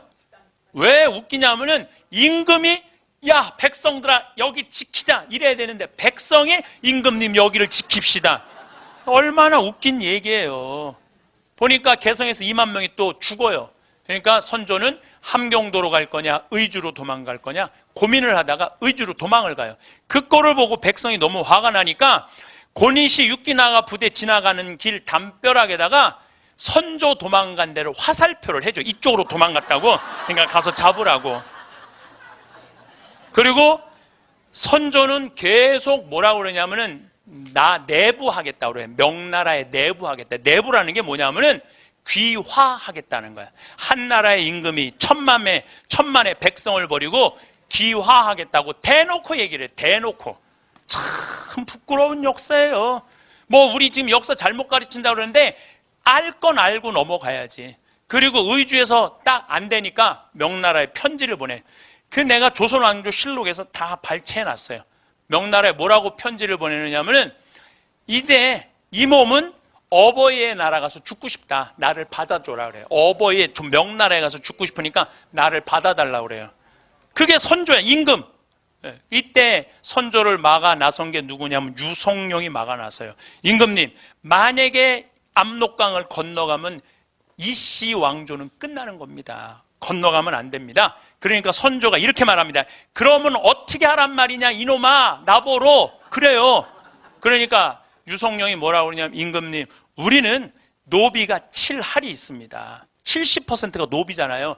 이 노비들한테 외놈 목 하나 잘라오면은 상을 주고, 2개를 잘라오면 면천을 주고, 3개를 잘라오면은 벼슬을 준다고 선포하십시오. 근데 종묘사직이 노비들에 의해서 지켜진다는 것을 선조는 받아들일 수가 없었어요. 짐승 같지도 않은 것들한테 이 종묘사직을 지킨다는 걸 받아들일 수가 없었어요. 계속 반포를 안 해요. 안 하다가 턱 밑에까지 고니 씨가 이제 항복하라고 그러니까 그때서 반포를 해요. 외놈 목 2개 잘라온다니까 면천 시켜준다니까 노비들이 뭐라고? 안 그래도 외놈들한테 감정이 안 드는 목 2개만 자르면 면천을 시켜준다고? 다 누구 밑으로 들어가냐면 이순신 밑으로 다 들어가요. 갑밭이 뭐 이게 가죽하는 갑밭이, 그다음 백정들 이런 사람들 다 이순신 밑으로 들어가. 이순신 밑으로 들어가고 딱 외놈하고 맞닥뜨리기만 하면, 이게 또 좀 재미난 얘기지만은 얘네들은 전선이요, 우리는 판옥선이라고 전투선이야. 근데 얘는 전투선이 없어. 일본 애들은 그냥 배야. 그래갖고 우리 사다리 놓고 올라오는 거예요. 사다리 놓고 올라만 목만 내면 목을 자르는 거예요. 목 2개만 자르면은 면천하니까. 일본 애들이 너무 놀라는 거지. 그냥 고개만 목을 자르니까. 그래서 잘라갖고 소금에다 절여두는 거예요. 집집마다. 왜냐하면은 이걸 집집마다 절여둬갖고 수급이라고 그래요. 수급. 절여둬갖고 이제 이것만 들고 가면 그 지긋지긋한 노비 생활에서 벗어날 수 있으니까, 종살에서 벗어날 수 있으니까. 그래갖고 이제 전쟁이 어느 정도 마무리됐을 때 노비들이 관에 가고 우리 면천시켜줘라. 그랬을 때 도망갔던 양반들이 다시 돌아와서 뭐라고 그러냐면은, 쥐꼬리만한 공로로 노비들한테 면천을 시켜주면 나라꼴이 뭐가 되느냐고. 이렇게 상소를 올리니까 선조는 없었던 일로 해요. 조선 최악의 선택 중에 하나예요. 그러니까 노비들에 의해서 종묘사직이 지켜진다는 것을 용납을 못하는 거야. 선조는 누가 이여송이라고 명나라 4만 천군이라고 그래. 하늘의 군인이라고 그래요. 선조가 천군이 와서 내가 천군을 끌어들여서 외놈들을 쫓아냈지, 노비들이 이 나라를 건진 게 아니다. 약속을 어겨. 그러니까 제가 민중, 군중을 무시하는 게 하루아침에 생긴 게 아니라니까요. 민중, 군중, 백성을 어긴 게, 무시하는 게 하루아침에 생긴 일이 아니에요. 얼마나 노비들이 화가 났겠어요. 목숨을 걸고 나라를 지켰는데, 이 나라는 항상 누가 지켰어요? 백성이 지켰어. 백성. 이 나라는. 여러분들 IMF 때 이 나라를 누가 지켰어요? 여러분들이 지킨 거예요. 대한국은에 돈 하나도 없었어. 그때 여러분들이 뭐 했느냐면 금 모았어. 금 모아갖고, 여러분들이 모은 금이 얼마냐면 23억 달러예요. 23억 달러. 달러는 하나도 없고 금밖에 없잖아요. 원자재는 사갖고 와야 되고. 그러니까 어떻게? 우리 금으로 줄 테니까 원자재 줘라. 그래서 이 나라가 일어난 거예요. 그러면은 그 어려운 때 백성들이 금을 내놔갖고 일어났으면 백성들한테 잘해야 될 거 아니야. 국민들한테 잘해야 될 거 아니야. 대기업은 전부 누구 돈으로 다 공적 자금 투자해갖고 은행 살리고 대기업 살린 거 아니에요. 그럼 대기업도 자기네 거 내놔야 되잖아요. 그런데 기껏 10,000원 달라고 그러니까 6,030원 내놓은 거예요. 이게 민중을 무시하는 거예요. 민중을. 국민을 무시하는 거예요. 그러니까 정치인들이 감히 대기업 걸 뺏어 오지를 못하는 거예요. 이게 500년 전부터 양반 중심의 정책이기 때문에 그렇다는 거예요. 이번에 내가 미국에 이렇게 가서 참 굉장히 감동적인 일이 하나 있었어요. 그리고 참 슬픈 일이 있었어요. 패트리시아라는 자매인데 73살. 자매야, 자매. 예. 그런데 나한테 이런 얘기를 해주더라고요. 저는 동창들끼리 어느 음식점에서 밥을 먹기로 했는데 군인들이 자기네 자리에서 밥을 먹더래요. 근데 걔네들은 항상 군인 우선이에요. 항상 군인 우선이에요. 나도 내가 내 눈으로 직접 본 거예요. 뭘 직접 봤느냐 하면은, 그 미국에서 강의 다닐 때 비즈니스를 내가 타고 있었는데, 나도 비즈니스, 옆에 있는 미국 사람도 비즈니스였어요. 근데 이 군인이 이렇게 지나가니까 이 사람이 갑자기 일어나더니 그 뒤에 있는 사람한테 가더니 자리를 그 군인을 끌고 앉히더라고. 군인이 괜찮다고 그러니까 이 백인이 하는 말이, 할아버지가 하는 말이, 나는 괜찮다고. 당신이 이 나라를 지키기 때문에 내가 살 수 있으니까 당신 편안하게 가라고. 미국은요, 이렇게 비행장에 앉아 있으면요, 누구 먼저 태우느냐 하면 퍼스트 클래스, 어린이, 노약자, 그 다음에 군인을 먼저 태워요. 항상 군인 우선이야. 군인이 이코노미석에 타잖아요. 그래다 어디다 앉혀주느냐 하면 비상구 있죠. 다리 쭉 뻗더라고. 항상 그렇게 군인 우선이에요. 이번에도 괌에 강의 갔을 때 내가 5성급 호텔에 머물렀는데 너무너무 놀란 게 짝대기 하나, 두 개짜리가 호텔에서 잠을 자는 거예요. 호텔에서, 5성급 호텔에서 밥도 최고 좋은 음식점에서 먹는 거예요. 호텔 내에. 쟤네들 왜 그러냐. 지금 훈련 중이래. 훈련 중인데도 어디서 잠을 자? 호텔에서 잠을 자는, 호텔에서. 근데 어쨌든 그 군인들이 한 10몇 명이 밥을 먹더래요. 그래서 이제 자리를 비켜주고 있는데 자기네들이 젊은 군인 아이들이 밥값을 계산하려고 그럴 때 이 패트리샤가 가서 내가 계산했다고, 니네들 계산하지 말라고. 그랬더니 왜 계산을 했느냐고 군인이 물어보길래, 니네 미군들이 6.25 전쟁 때 우리나라 와서 우리나라를 지켜줘서 내가 이렇게 내 자식이 미국에 와서 의사도 되고 행복하게 살아서 내가 고마워서 내가 돈을 내준다. 그러니까 얘네들 12명 와서 인사를 탁 하고 가더래요. 근데 내가 그러고 한국에 왔는데 한국에서 쥐레해갖고 발목 잘린 군인 있잖아요. 아직도 치료비를 제대로 못 받았다는 거야. 나라를 위해서. 이게 왜 임진왜란 때부터 이런 일이 벌어졌던 거예요. 그래서 내가 그 얘기를 듣고, 야, 나도 군인들이 이 나라를 지켜서 나도 지금 이렇게 혜택을 받고 있구나. 그래서 내가 결심한 게 있어요. 앞으로 내가 혹시 어느 음식점에서 군인이 밥을 먹으면 내가 쫓아가갖고 너 음식값 내지 마. 내가 내줄게. 근데 저만 그래야 되는 게 아니라 여러분들도 그러셔야 돼요. 여러분들도. 나라를 지키는 군인을 무시하면 안 되는 거예요. 근데 선조는 최악의 선택을 한 거예요. 최악의 선택을 한 거예요. 임진왜란 때 우리나라가 400년 전에 이미 외놈들한테 나라를 뺏길 뻔했는데 누구 때문에 안 뺏겼냐면 이순신 때문에 안 뺏겼어요. 4월 13일 날 외놈들이 쳐들어왔을 때 조선에서 유일하게 4월 12일 날 전라 좌수사인 이순신이 뭐라고 그러느냐면은 수군들을 훈련을 엄청나게 시켜요. 조선시대에는 우리나라 수군은 세계 최강이었어요.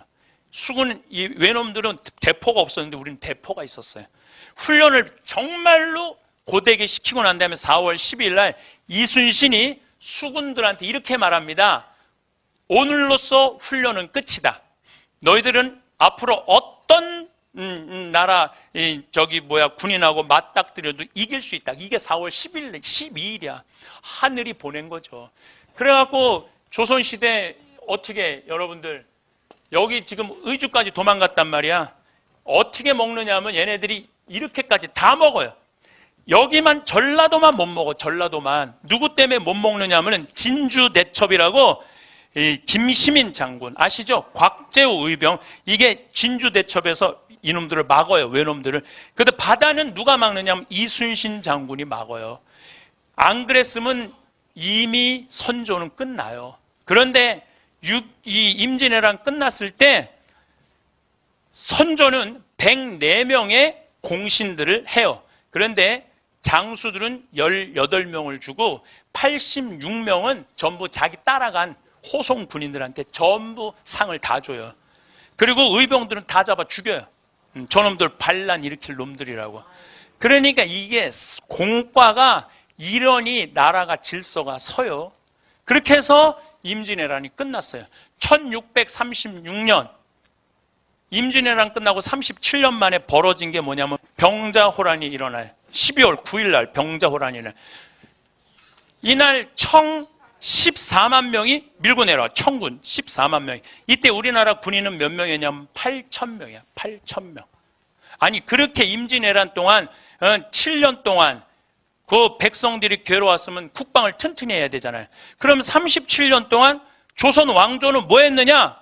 선조, 광해군, 인조 셋이서 뭐 했느냐면 네가 왕이 될 거냐 내가 왕이 될 거냐 싸운 거예요. 선조는, 광해군은 후궁의 아들이야. 쉽게 말하면 본초의 아들이 아니야.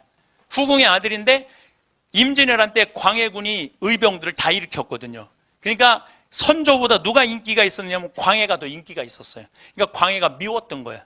그냥 광해가 와서 전쟁 끝나고 문안 인사 오면 이놈의 새끼 너 명나라에서 세자 책봉도 안 했는데 뭐하러 나하고 인사 왔느냐고. 자기보다 인기가 높으니까. 그런데 선조가 늙음하게 장가를 갔는데 애를 하나 낳네. 임목대비가 영창대군이라고. 이거를 왕으로 만들고 싶은 거야. 그러니까 이걸 왕으로 만들 거냐 저걸 왕으로 만들 거냐 이런 거예요. 그래서 1608년에 근데 선조가 갑자기 죽어버려요. 죽으면서 어쩔 수 없이 광해가 왕이 될 것 같으니까 불러갖고 이렇게 말해요. 동생 영창을 죽이지 말아라. 네 애미, 이 임목대비는 20살이고 광해는 30살이었어요. 그러니까 얼마나 어린 부인을 얻은 거예요. 네 애미를 폐비시키지 말아라 이랬거든요. 근데 선조 죽자마자 엄마 폐비시켜 임목대비. 그리고 영창은 강화도로 보내갖고 문 걸어 잠그고 쪄서 죽여, 쪄서 동생을. 그러니까 이게 여기다 폐륜하다 그래서 반정이 일어나는 게 인조반정이에요. 이때 이괄이라는 장수가 제일 먼저 하도 괄갈해갖고 이름도 이괄이야. 예, 예. 제일 앞장서갖고 이 광해를 내쫓아요. 근데 이 이괄이라는 장수는 자기가 형조판서 되길 원했어요. 근데 어디도 보냐 변방으로 내쫓아버려. 평양 쪽으로. 그러니까 너무너무 화가 나잖아요. 근데 아들을 영모죄로 또 묶으려고 그래. 그러니까 너무너무 화가 나갖고 일으킨 난이 이괄의 난이에요. 이때 이괄이 평양에 군인이 2만 명이 있었어요. 한양이 2만 명이 있었어. 4만 명이 서로 네가 왕이 될 거냐 내가 왕이 될 거냐 싸우다가 4만 명이 다 죽어요. 다 죽어요. 예. 그 다시 인조반정에 3일 동안은 이괄이 이 한양을 차지하고 이 광해는 어디로 도망가요? 저 밑으로 도망가거든요. 결국은 제주도로 가서 죽어요. 이제 인조도 이제 도망가죠. 공주로 도망을 가요. 인조도 공주로 돌아와요. 4만 명이 다 죽어. 그러니까 군인을 키우질 않는 거야. 정책적으로. 왜냐하면 또 어떤 놈이 반란을 일으킬 줄 어떻게 알아? 내가 아까부터 말한 얘기가 무슨 얘기냐면 백성을 위한 나라가 아니라니까요. 누구를 위한 나라요? 왕을 위한 나라야. 그러면서 병자호란이 일어났을 때 개성에서 평양에서 그 장수들이 이렇게 말합니다. 한 번이라도 진법 훈련을 하고 우리가 패했다면은 한이 맺히지 않을 텐데 진법 훈련을 못하게 한 거예요. 진법 훈련만 하면은 저놈 욕먹고 밀라고 그런다. 한양 올라가고 뒤집으려고 진법 훈련을 못하게 한 거예요. 그래갖고 인조는 결국은 5일 만에 한양에 도착을 해요. 철기병 14만 명이. 철기병 들어봤죠? 최종병기 활이라는 거 아시죠? 그게 그 얘기예요. 14만 명이 5일 만에 와. 인조는 할아버지 닮아서 시구문으로 남한산성으로 도망가요. 남한산성으로. 버티다가 전부 다 경상도, 충청도, 전라도에서 또 노비들 오라고 그랬는데 노비들이 안 와요. 왜 안 오냐면은 임진왜란 때 한번 속았잖아. 근데 누가 왕을 위해서 죽겠어요. 왕이 도망다니고 이런 왕을. 그러니까 안 와. 그래도 억지로 한 4만 명이 와요. 4만 명하고 청철기병 300명하고 붙어요. 쌍영치 전투라고 경기도 광주 쌍영치라고 언덕이 있어요. 근데 겨울인데 붙으면서 너무너무 무서워. 노비들이 한 번도 훈련을 받은 적이 없어. 다 자기네들끼리 도망가다가 밟혀 죽어요. 자기네들끼리 밟혀 죽어. 그러니까 결국은 어쩔 수 없이 인조는 삼전도, 지금 롯데월드 있는 데 있죠? 거기가 삼전도예요. 삼전도에 끌려 나와. 남한산성에 가깝잖아요. 예, 삼전도에 끌려 삼괴 구고두라는 항복식을 해요. 한 번 절하고 3번 이마 짓지는 거. 화정이라는 드라마 요즘 계속 해요. 끝났어요. 끝났어요? 거기에 항복하는 거 혹시 보신 적 있어요? 한 번에 그냥 이마에 막 피가 나오잖아요. 예, 그 정도는 아니었대요. 그냥 머리만 살짝 담으면 되는데 백성들이 9번만 머리에 짓지면 되는데 108번을 짓졌다고 그러는 거야. 이건 백성들이 원하는 거야. 역사서엔 그런 내용이 없대요. 백성들이 원하는 거. 머리통이 터져도 된다 너는. 그러니까 왕하고 백성의 관계가 깨진 거지. 왜? 왕이 누구를 무시해? 백성을 무시했기 때문에 그래요. 백성이. 왕이 백성을 무시하면 백성은 왕을 지켜줄 생각이 없는 거예요. 이거 정말로 중요한 진리예요. 이번에도 국정교과서 국민들 68%가 반대한다고 그러잖아. 그럼 생각을 해야 되는데 그냥 밀고 나가는 거예요. 별로 내가 보기엔 달릴 바가 하나도 없다는 얘기예요. 그래갖고 병자호란이 끝났어. 이제 나라는 정말로 정말 점점 어두운 데로 가는 거예요. 그런데 1894년 2월 10일 날 뭐가 일어나느냐면 동학농민 전쟁이 일어나요. 전라도 고부라는 곳에서 군수가 갑질을 해야 되는 거예요. 군수가 갑질. 군수가 무슨 갑질을 해야 되느냐면은 막 죽은 아버지 무슨 묘한다고 비석 세운다고 세금 뺏고 뭐 죽은 애들 세금 뺏고 세금을 얼마나 갑질을 하면 군수 이름이 조병갑이야. 조병갑이야. 군수 이름이 조병갑이에요.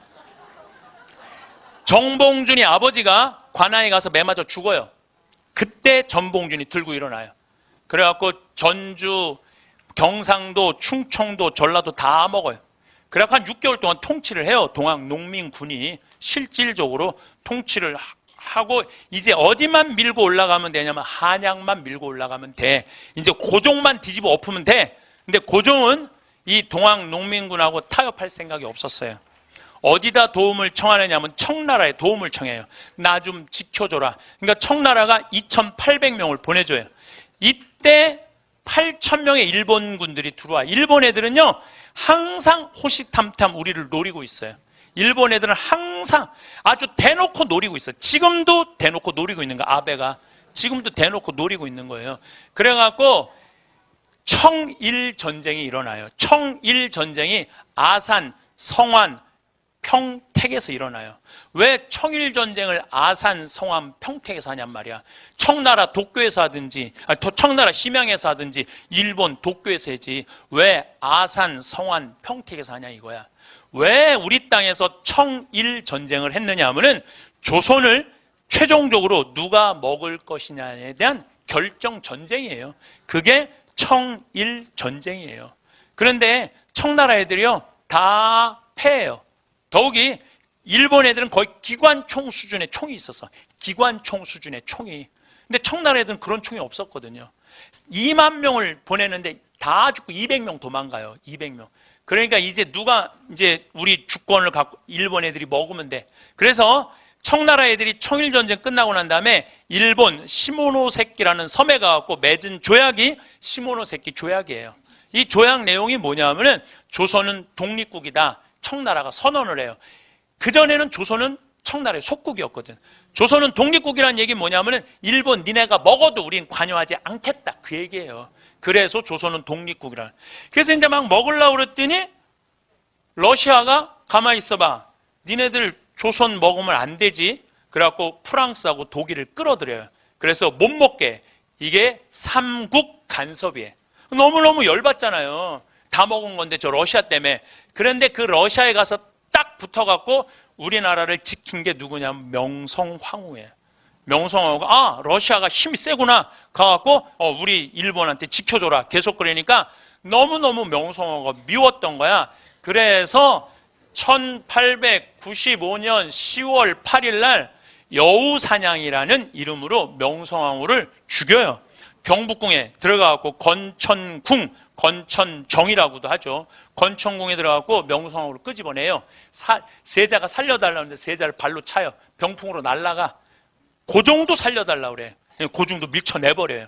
그리고 명성황후를 끄집어내갖고 칼로 2번 난도질하고 20명의 자객이 들어가서 돌아가면서 강간을 해요.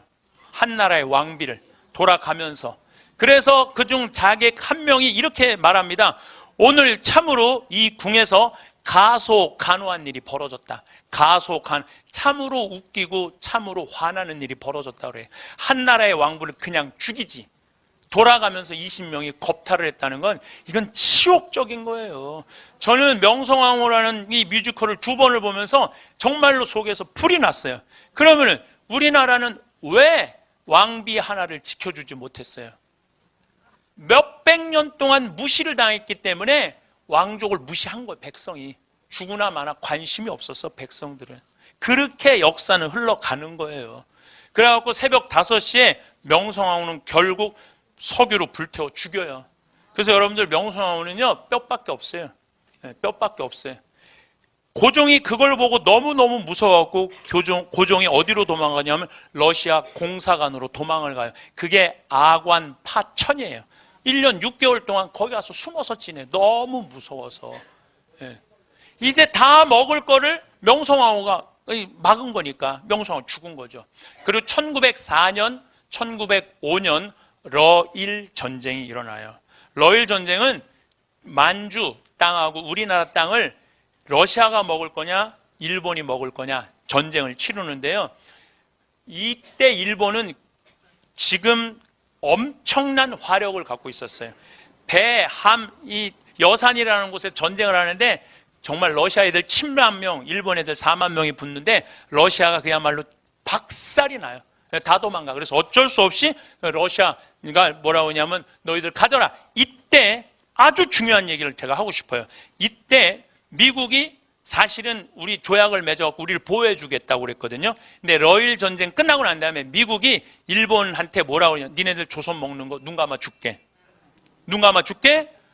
니네들은 미국은 누구를 눈 감아줘? 필리핀 먹는 거 눈 감아줘. 일본 니네는. 그래서 서로 조약을 맺어갖고 1905년에 우리가 을사늑약으로 나라를 뺏기는 거예요. 그때나 지금이나 다를 게 뭐가 있어? 여러분들 지금 이 일본 애들 아베가 지금 이제 다른 나라 파견하겠다고 그랬죠? 그거 지지해주는 나라가 누구예요? 미국이에요. 미국. 그리고 북한 진입하는 거 우리 진입할 수 있다. 아니 청일전쟁이나 러일전쟁 때 다를 게 뭐가 있어? 똑같아요. 다시 말해서 이 나라를 지킬 수 있는 건 누구밖에 없어? 우리밖에 없는 거야. 그러면 이 나라를 지킬 수는 우리밖에 없으면 누가 누구를 존중해 줘야 되냐면 정치인들이 백성을 존중해주고 백성은 정치인들을 지켜줘야 돼. 그래야지 나라가 되는 거예요. 근데 지금도 무시하잖아. 1905년부터 1910년 사이에 그러면은 뭔가 일어나야 될 거 아니에요. 독립운동이 일어났는데 사실 여러분들 독립운동은요 1920년부터 일어나요. 1905년에서 10년 사이 독립운동이 일어나질 않아요. 일어나긴 일어났지. 경기도 용인에서 이익삼이라는 의병장이 나라를 건지자 따라 나서라. 몇 명이 따라 나서냐면 15명이 따라 나서요. 나라 건진다고. 그리고 이 전라도에서는 의병이 일어났는데 103명이 일어났는데 외놈들이 몇 명의 군인을 보내냐면 2,000명을 보내. 그래갖고 103명을 싹 쓸어 없애버려요. 그러니까 아예 이게 나라를 구할 생각이 전혀 없었어. 여기는 환경적 요인도 있어요. 환경적 요인이라는 건 뭐냐면은 1905년에서 1910년 사이에 한 번도 본 적이 없는 가뭄이 와요. 한 번도 본 적이 없는 가뭄. 가뭄이 오니까 백성들이 먹을 게 하나도 없으니까 무슨 왕이 죽고 왕비가 죽고 나라가 뺏기고 안 뺏기고 하나도 관심이 없었어요. 나 지금 먹고 살기도 힘들어 죽겠는데 뭘 한다 이거예요. 그럼 1905년에서부터 1910년 동안 500년 동안 이 나라를 마음껏 누리고 살았던 양반들은 뭐 했느냐? 양반들은 다 뭐 했느냐면 전부 다 땅 팔고 논 팔아갖고 동경으로 다 유학 갔어요. 다 동경으로 유학 갔어요. 여러분들 일제 그 삼식 강점기 때 일본으로 유학 간 사람들이 평민이 갔어요? 노비가 갔어요? 누가 갔어요? 양반들이 갔어요. 500년 동안 모든 걸 누리고 살았던 양반들이 간 거야. 가갖고 공부하고 돌아와서 일제 36년 동안 매달려서 거기서 일본 애들하고 나라 나눠 먹고 빌붙어서 친일하고 그리고 해방이 딱 됐어요. 해방이 됐을 때 전부 일본 놈들 다 도망갔어요. 우리나라도 아무도 출근 안 했어. 출근하지 않았어요. 나라가 망했는데 어떤 놈이 어떤 양반이 출근을 해요. 일본 정부에 다 붙은 판검사들 경찰들 딱 항복했는데 양반들이 내일 내가 출근해갖고 일해야 되겠다. 출근한 사람 어디서 한 명도 출근 안 했어요. 그런데 미 군정이 딱 들어오더니 다 출근해. 괜찮아. 니네들 데리고 내가 할게. 우리 다 잡아 죽여야 되는데 독일은 어떻게 했어요? 전쟁 일으킨 사람들 아우슈비츠 지금까지 잡아 죽이잖아요. 그런데 안 묻는데 36년 동안 나라 배반하고 일본한테 붙어 살았는데 묻지 않는데 와서 출근하래.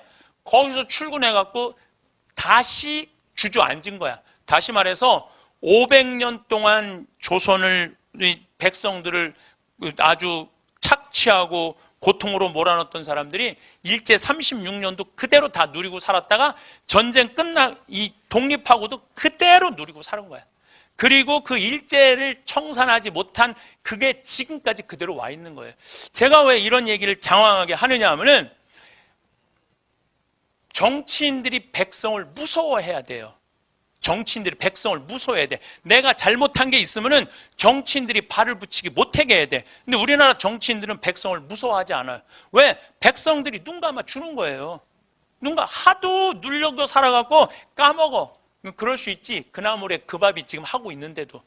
그러니까 확실하게 뭔가 해결할 문제는 해결하고 넘어가야 되는데 우리 이제는 노비가 어디 있어? 여러분들도 다 교육 배우고 여러분들도 다 생각이 있는 자유민주주의 국민들인데 우린 표현하지 않아요.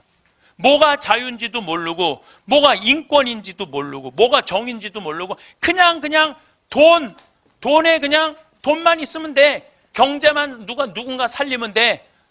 이명박 대통령이 여러분들 정권 하는 동안 백성을 위한 정치를 했어요? 대기업을 위한 정치를 했어요? 대기업을 위한 정치 다 깎아줬어요. 그래도 백성들이 저항 하나 안 하잖아요. 그러니까 백성을 우습게 보는 거예요. 그래서 저는 제가 많은 경우 이런 얘기를 해요. 일제 36년을 청산할 일이 아니에요. 조선 500년을 청산해야 돼요. 조선 500년을 청산하지 않으면 우리는 미래로 나가는 게 쉽지 않다는 거예요. 예수님이요. 가톨릭 문화 안에 보면은 예수님이요, 가난하니, 병드니, 그 다음에 이 나그네, 감옥에 갇힌 이를 함부로 대하지 말라고 그러잖아요.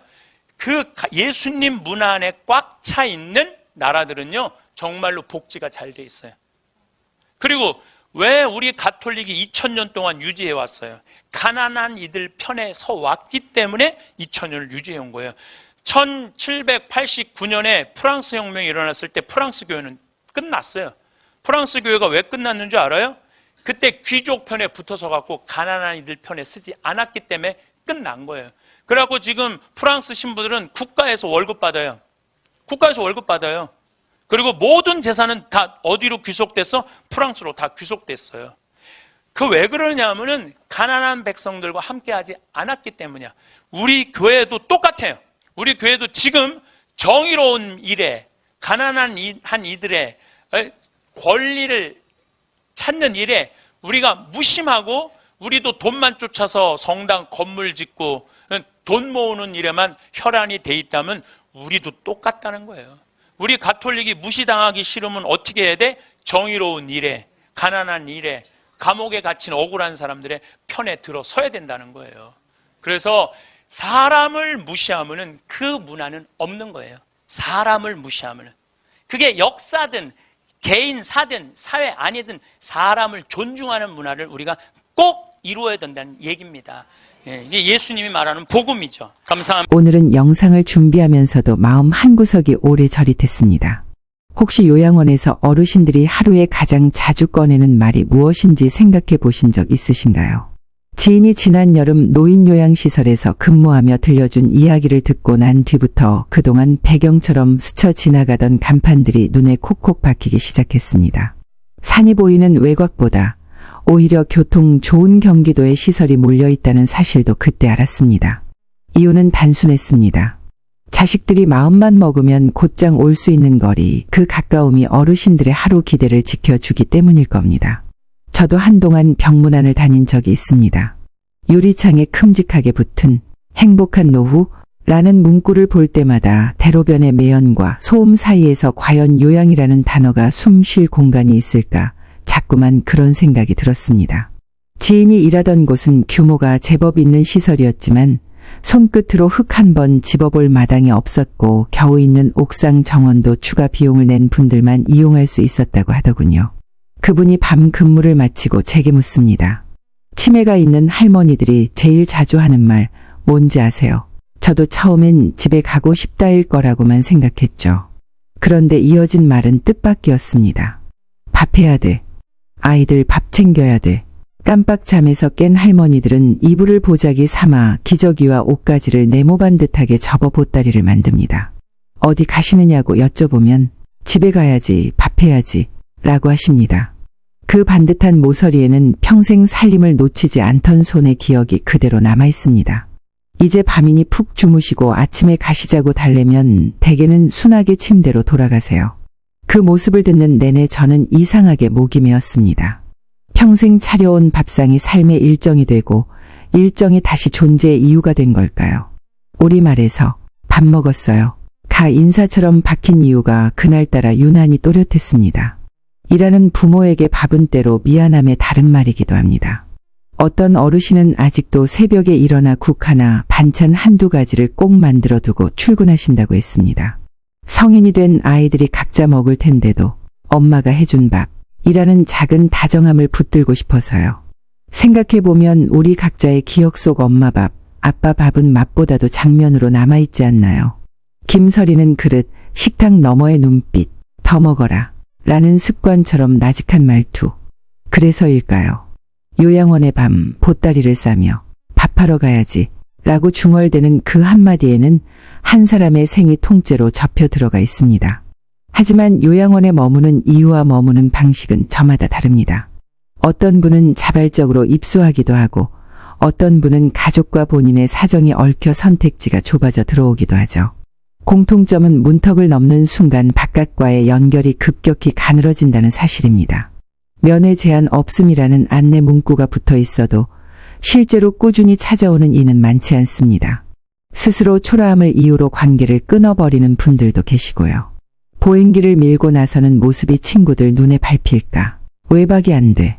라는 작은 거짓말로 초대를 거절하는 분도 있었습니다. 여기서 우리는 제도라는 이름의 커다란 그림을 잠깐 들여다보게 됩니다. 요양원 장기요양과 요양병원 건강보험의 역할은 다르고 비용이 흐르는 통로도 다릅니다. 문제는 이 두 수로가 서로의 빈틈을 메우기보다 때로는 같은 대상을 두고 따로 흐른다는 점입니다.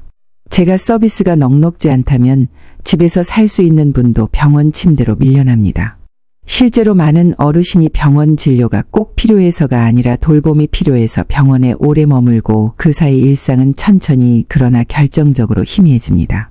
왕진을 오는 동네 의원은 드물고 간호 재활 영양관리가 방문 형태로 촘촘히 이어지지 못하면 사람은 결국 시설을 생활로 받아들일 수밖에 없습니다. 숫자들도 우리에게 조용히 신호를 보냅니다.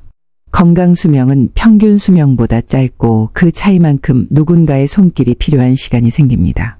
남성은 대략 70대 초중반, 여성은 그보다 조금 더 뒤에 일상 기능이 흔들리기 시작한다는 통계가 말하는 건 언젠가가 아니라 곧 준비해야 한다는 사실입니다. 오래 사는 것과 잘 사는 것은 같지 않습니다. 오래 산다는 말이 누군가에겐 축복일 수 있지만 준비 없이 맞는 오래는 오래도록 외로운 시간이 되기도 하니까요. 그렇다고 해서 이야기가 어둡기만 한 건 아닙니다. 저는 밤 근무를 마친 지인이 들려준 작은 장면을 잊지 못합니다. 할머니를 겨우 누이고 의자를 끌어와 옆에 앉았거든요. 편히 자유하는데 할머니가 이불 끝을 제 어깨로 살짝 덮어주시더라고요. 돌봄의 방향이 잠깐 뒤집히는 순간. 누가 누구를 돌보는지 헷갈릴 만큼 따뜻한 그 제스처에 저는 사람다움의 의미를 다시 배웠습니다. 다시 밥 이야기로 돌아가 보겠습니다. 어르신들이 밤마다 싸는 보따리는 사실 집으로 가는 징검다리일지도 모릅니다. 그 집은 실제 주소의 장소가 아니라 누군가를 먹이고 살피고 함께 앉아있던 시간이라는 마음의 장소. 그곳으로 돌아가기 위해 한 장면, 한 동작, 한 문장을 되풀이하시는 게 아닐까요? 우리가 그 마음에 조용히 손을 얹는다면 시설의 문 안에서도 집의 온도를 조금은 키울 수 있지 않을까 싶습니다. 말입니다.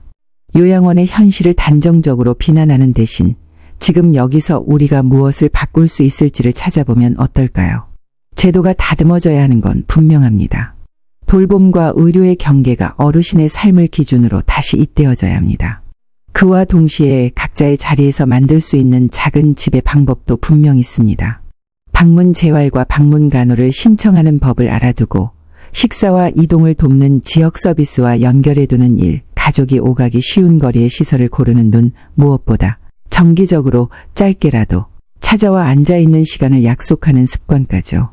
그리고 우리 자신을 위한 준비도 필요합니다. 언젠가 우리도 누군가의 손을 빌릴 수밖에 없는 날을 만납니다. 그때를 두려움만으로 기다리지 않으려면 지금의 일상을 조금씩 노년 친화적으로 바꿔 두어야 합니다. 걷는 시간을 생활의 리듬으로 묶고 과한 목표보다 꾸준함을 택하고 약은 꼭 필요한 최소로 만남은 억지보다 적정한 빈도로 비교로 마음을 까맣게 만들기보다 오늘의 작은 충만을 두껍게 쌓는 연습을요. 결국 노년의 체온은 제도의 품질과 개인의 습관이 함께 결정합니다. 그래서 저는 이 이야기를 여기서 잠시 숨 고르듯 멈추려 합니다. 지금까지는 장면을 따라 걸었습니다. 할머니들의 밤 보따리, 밥해야지 라는 고백 그리고 시설 문턱의 높낮이. 다음에는 방법을 더 구체적으로 꺼내보겠습니다. 집 대신 시설을 선택해야 할 때 무엇을 점검해야 하는지, 제가 서비스를 어떻게 엮으면 집에서의 삶을 길게 지킬 수 있는지, 어르신과 가족이 함께 쓸 수 있는 대화 스크립트와 방문 루틴은 어떻게 설계하면 좋은지, 그리고 건강수명 이후의 시간을 덜 두렵고 더 따뜻하게 보내는 실제 루트를요. 그러니 여기까지 함께 걸어오신 여러분, 잠시 물 한 모금 마시고 이어가 보실까요? 다음 이야기에서는 지금 당장 따라 하실 수 있는 체크리스트와 작은 변화로 큰 안심을 만드는 요령들을 하나씩 펼쳐드리겠습니다. 이제부터는 조금 더 실질적인 이야기로 들어가 보려 합니다. 앞에서는 요양원이라는 공간 안에서 어르신들의 마음과 풍경을 따라 걸었다면 지금부터는 우리 모두가 마주할 수 있는 그때를 조금 더 구체적으로 준비하는 방법에 대해 이야기해 볼까 합니다. 언젠가 우리도 누군가의 손길이 필요해질 때가 오겠죠. 그 시간을 어떻게 맞이하느냐에 따라 노년의 풍경은 전혀 다른 모습이 될 수 있습니다. 무엇보다 중요한 건 선택권을 남겨두는 일입니다. 많은 분들이 요양원이나 요양병원 입소를 갑작스러운 일로만 여기지만 사실 상당수는 서서히 다가옵니다. 어느 날 몸이 무거워지고 기억이 조금씩 흐려지고 집안일이나 외출이 부담스럽기 시작하는 순간부터 이미 시작되는 변화입니다. 이때 미리 작은 준비들을 해두면 급격하게 삶의 터전을 옮기지 않아도 되는 경우가 많습니다. 예를 들어 집안의 동선을 단순화하고 손잡이나 미끄럼 방지 매트를 설치해 두는 것만으로도 낙상 사고를 크게 줄일 수 있습니다. 불편한 점이 하나둘 생길 때마다 시설로 가야 하나라는 고민을 하기 전에 생활 환경을 조금씩 바꾸는 것이죠. 또한 돌봄과 의료를 시설에만 의존하지 않아도 되는 방법들이 분명히 존재합니다. 우리나라에는 장기요양보험의 재가급여와 지자체의 돌봄 사업이 따로 운영되고 있는데 이 두 가지를 적절히 조합하면 상당 기간 집에서 지낼 수 있습니다. 예를 들어 방문 요양과 방문 간호 서비스를 함께 신청해 놓으면 간병과 건강관리를 집에서 받을 수 있고 여기에 지자체의 식사, 이동 지원 서비스까지 연결하면 외출이나 식사 문제도 해결됩니다. 문제는 많은 분들이 이런 제도들을 잘 모른다는 점입니다. 미리 관련 정보를 알아두고 자신이나 부모님이 해당되는 등급이나 지원 범위를 점검해 두는 것만으로도 훨씬 안정적인 대비가 가능합니다. 그리고 가족의 역할도 생각보다 중요합니다. 자주 길게가 아니라 짧더라도 꾸준하게 얼굴을 비추는 것이 핵심입니다. 요양원에 계신 어르신들이 가장 외로움을 느끼는 순간은 가족이 오지 않는 긴 시간들이 반복될 때입니다. 반대로 일주일에 한 번이라도 짧게 들러 얼굴을 보여주는 루틴이 만들어지면 그 자체만으로 큰 힘이 됩니다. 면회를 특별한 행사처럼 꾸미기보다 일상의 일부로 만드는 것이 훨씬 효과적입니다. 그 시간 동안 무언가 대단한 말을 하지 않아도 괜찮습니다. 그냥 함께 앉아있는 것, 밥 먹었냐고 묻는 한마디, 어깨에 손을 얹는 작은 동작이 가장 깊은 위로가 됩니다. 요양원이나 요양병원을 선택해야 할 때가 온다면 그 선택의 기준도 분명히 세워두는 것이 좋습니다. 단순히 깨끗한가, 가격이 얼마인가만 볼 것이 아니라 면회가 편리한 위치인지, 어르신이 햇볕을 쬐일 수 있는 공간이 있는지, 직원들이 표정과 말투에서 따뜻함이 느껴지는지 등을 꼼꼼히 살펴보는 것이 중요합니다. 실제로 요양시설의 환경이 어르신의 정서와 건강에 미치는 영향은 매우 큽니다.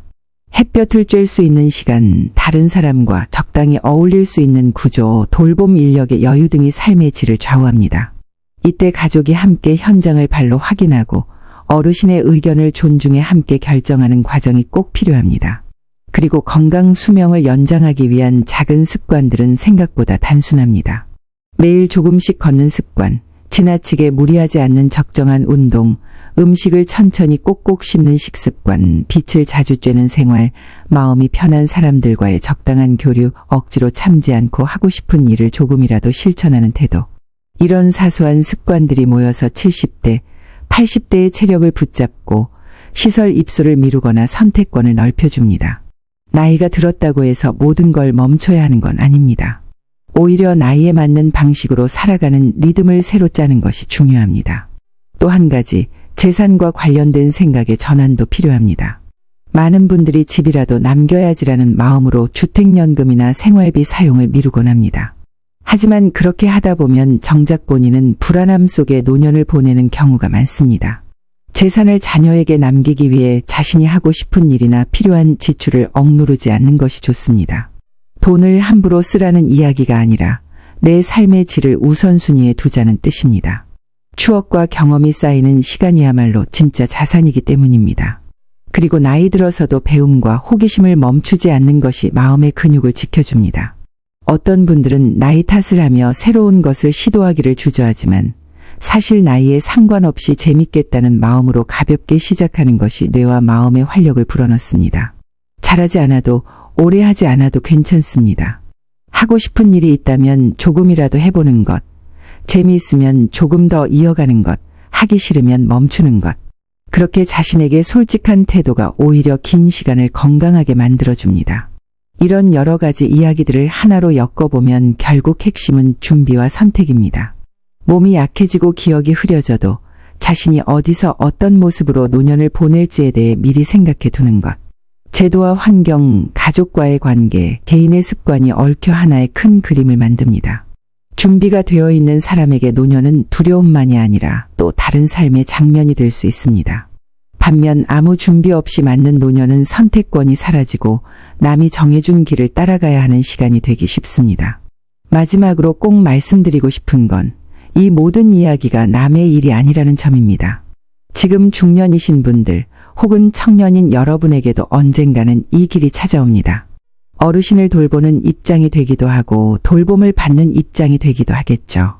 그렇기에 지금부터 조금씩 제도와 삶을 내 편으로 만드는 것이 필요합니다. 하루아침에 모든 걸 바꾸라는 이야기가 아니라 오늘 한 걸음만 더 앞으로 나아가자는 뜻입니다. 행복한 노후와 불행한 노후는 거창한 계획에서 갈리는 게 아닙니다. 작은 준비와 꾸준한 실천 그리고 자신에게 솔직한 태도에서 시작됩니다. 오늘 이 이야기가 여러분이 스스로의 노년을 주도적으로 그려나가는데 작은 씨앗이 되길 바랍니다. 여러분의 삶이 앞으로도 따뜻하고 단단하길 진심으로 응원합니다.